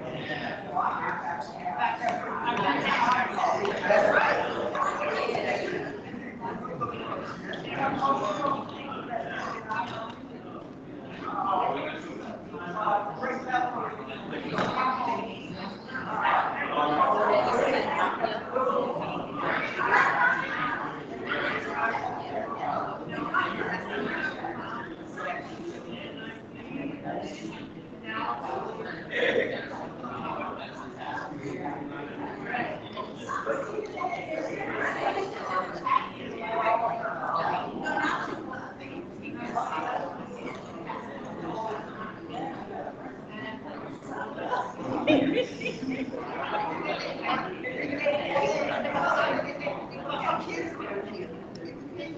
I guess these guys have a lot of fun.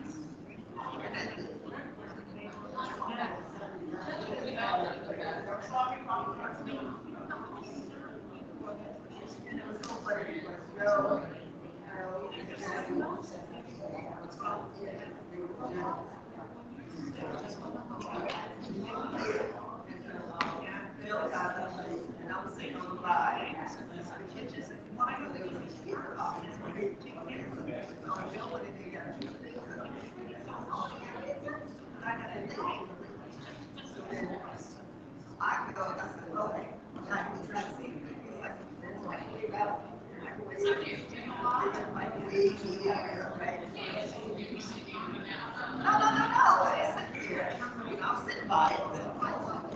You know, like,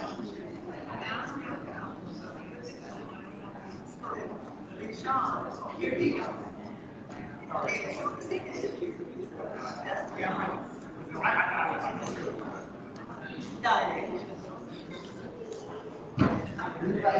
No, Sean,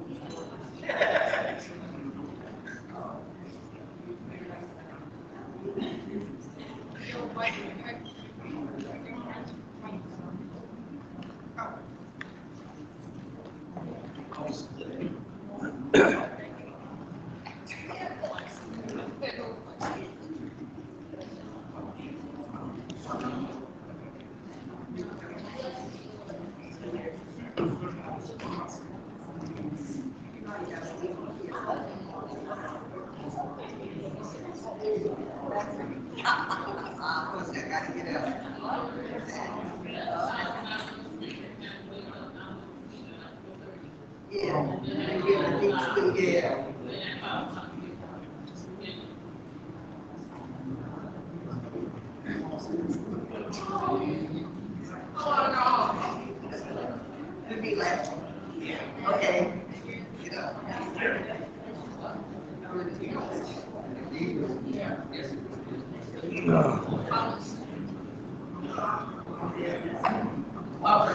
Good evening, everyone. Thank you so much for your patience. Sorry. Okay, we'll try this again. Good evening, everyone. Thank you for your patience. At this time, can we do roll call, please? Mr. Grillo? Here. Dr. Pennington? Here. Mr. Remy? Here. Ms. Ricks? Here. Mr. Rogers? Ms. Swan? Here. Ms. Alves? Here. Ms. Cook? Here. Ask for consent agenda on all items on B1, 1 through B2, number 4. Move it.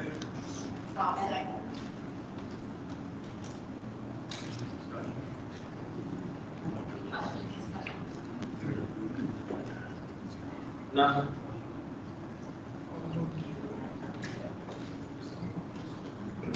So on B1, number 1 to B2, number 4. Mr. Grillo? Okay, good catch. So, on B1, number 1, I'm voting yes, except for 1A, numbers 1, 2, 4, and 5. Those are no. And then voting no on 2. That'd be 1, 2, A, B, and C, voting no. And then on B1, number 3, voting yes on all except for letter N and letter H. and I'm voting yes on those reappointment lists.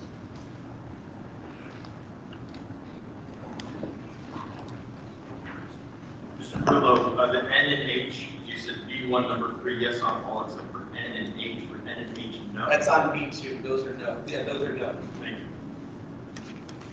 N and H. Ms. Ricks? Yes, on all. Thank you. Dr. Pepin? Be patient. That's why now it's going to be good. On B1 number 1A, it's yes on everything except for A1, 2, 4, and 5. 1, 2, 4, 5, no. No. Okay, and B1 number 2 is no on A, B, C. And then on number 3, it's yes on everything except for H and N. Those are no's. H and N as in Mary? H and N as in Nancy. And then number 4 is yes.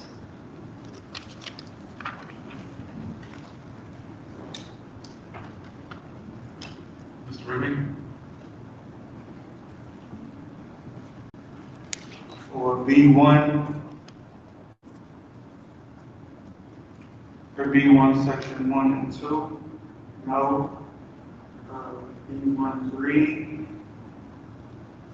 yes, and B2, 4, no.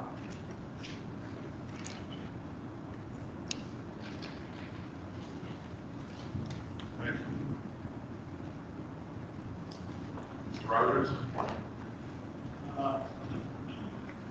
On 1, 1, 2, 3, and 4, and 5 are no. B,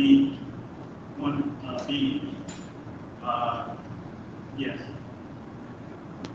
C, I'm sorry, B1, number 2. Or you yeah, there? B is 1, 2, yeah, that's it.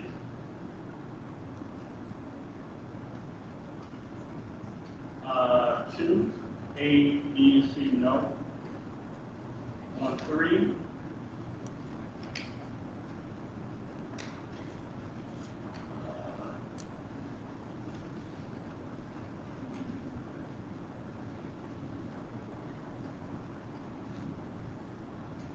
D, H,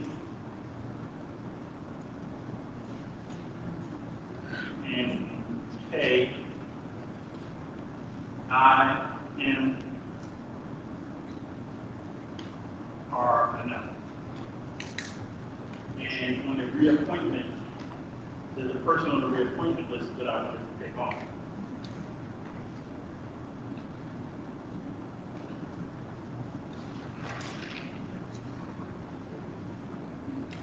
So let me just review for you. On B3, G as in George, H, K, I, M as in Mary, are all no. Yeah. And I'm sorry, on B2, A, B, and C were no. Yeah. A, B, and C.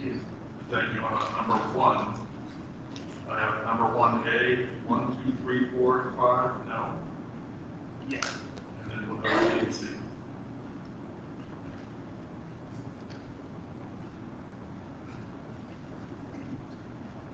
No. There it is.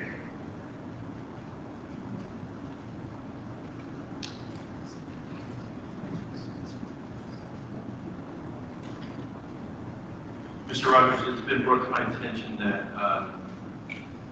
the employee about whom you have a question was not issued, did not indicate that he wanted a discussion about it to be done in public. Additionally, it's my understanding that the reappointment list is not broken out in such a way that you could remove certain individuals from it. So my suggestion on the reappointment list would be that you voted either up or down, as there does not appear to be the ability to pull out a specific individual as we sit here.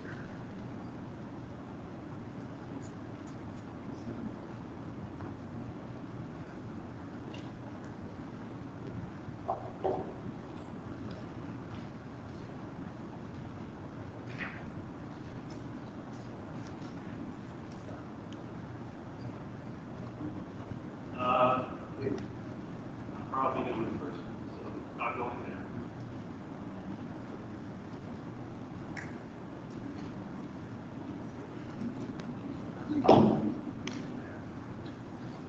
Thank you, Mr. Saunders. Oh, I'm up? You're up. Okay, it's a no vote on everything with the exception. It's a no on everything with the exception of D1, number 3. That's the yes.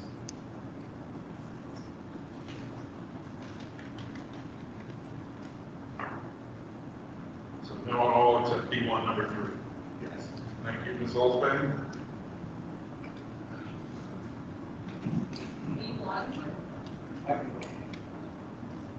B1, number 1A. Let's see, A1 is a no. 2 is a yes. 3 is a no. 4 is a no.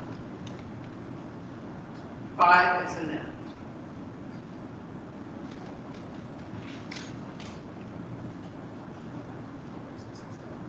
Six and 7, yes.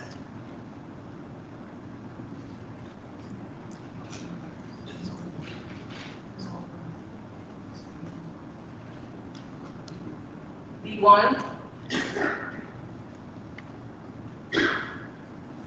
No.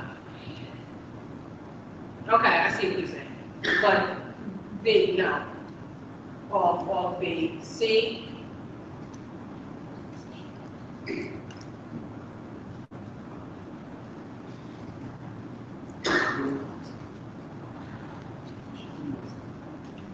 We're looking at B1, 1C. 1C, yes. It's a yes. B1, 2, they're all no. 3, they're all yes, except for N and H.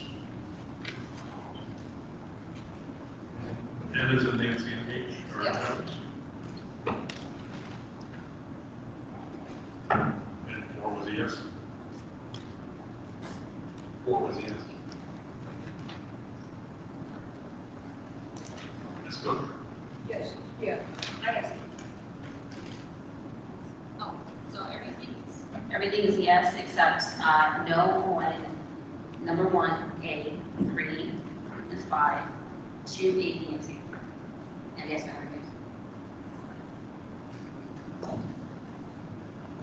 I'm sorry, B1, A5. 3, 2, 5, or 3, 5? 3, 4, 5, or 3, 5? 3, 5. Those are no's.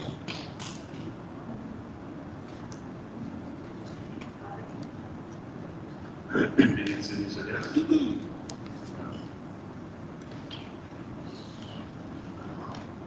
Yes, I'll allow you to all other members. Thank you.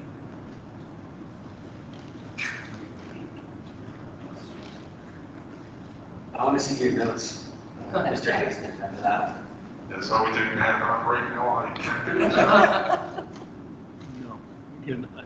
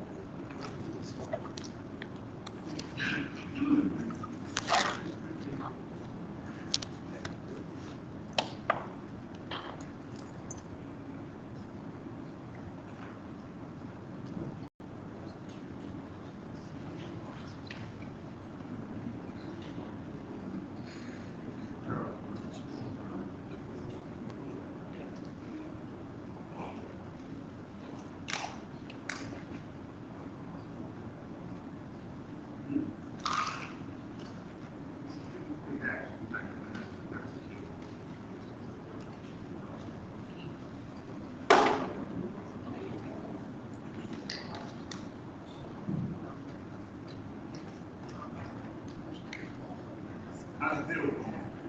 Huh? I do.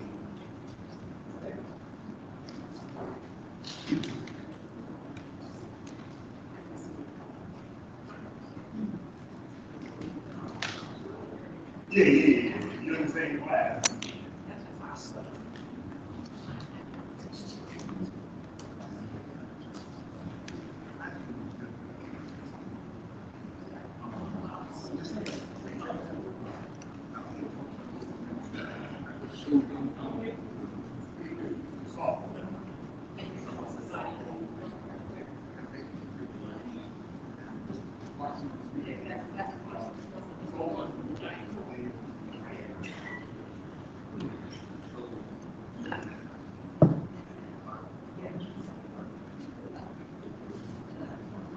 Yes.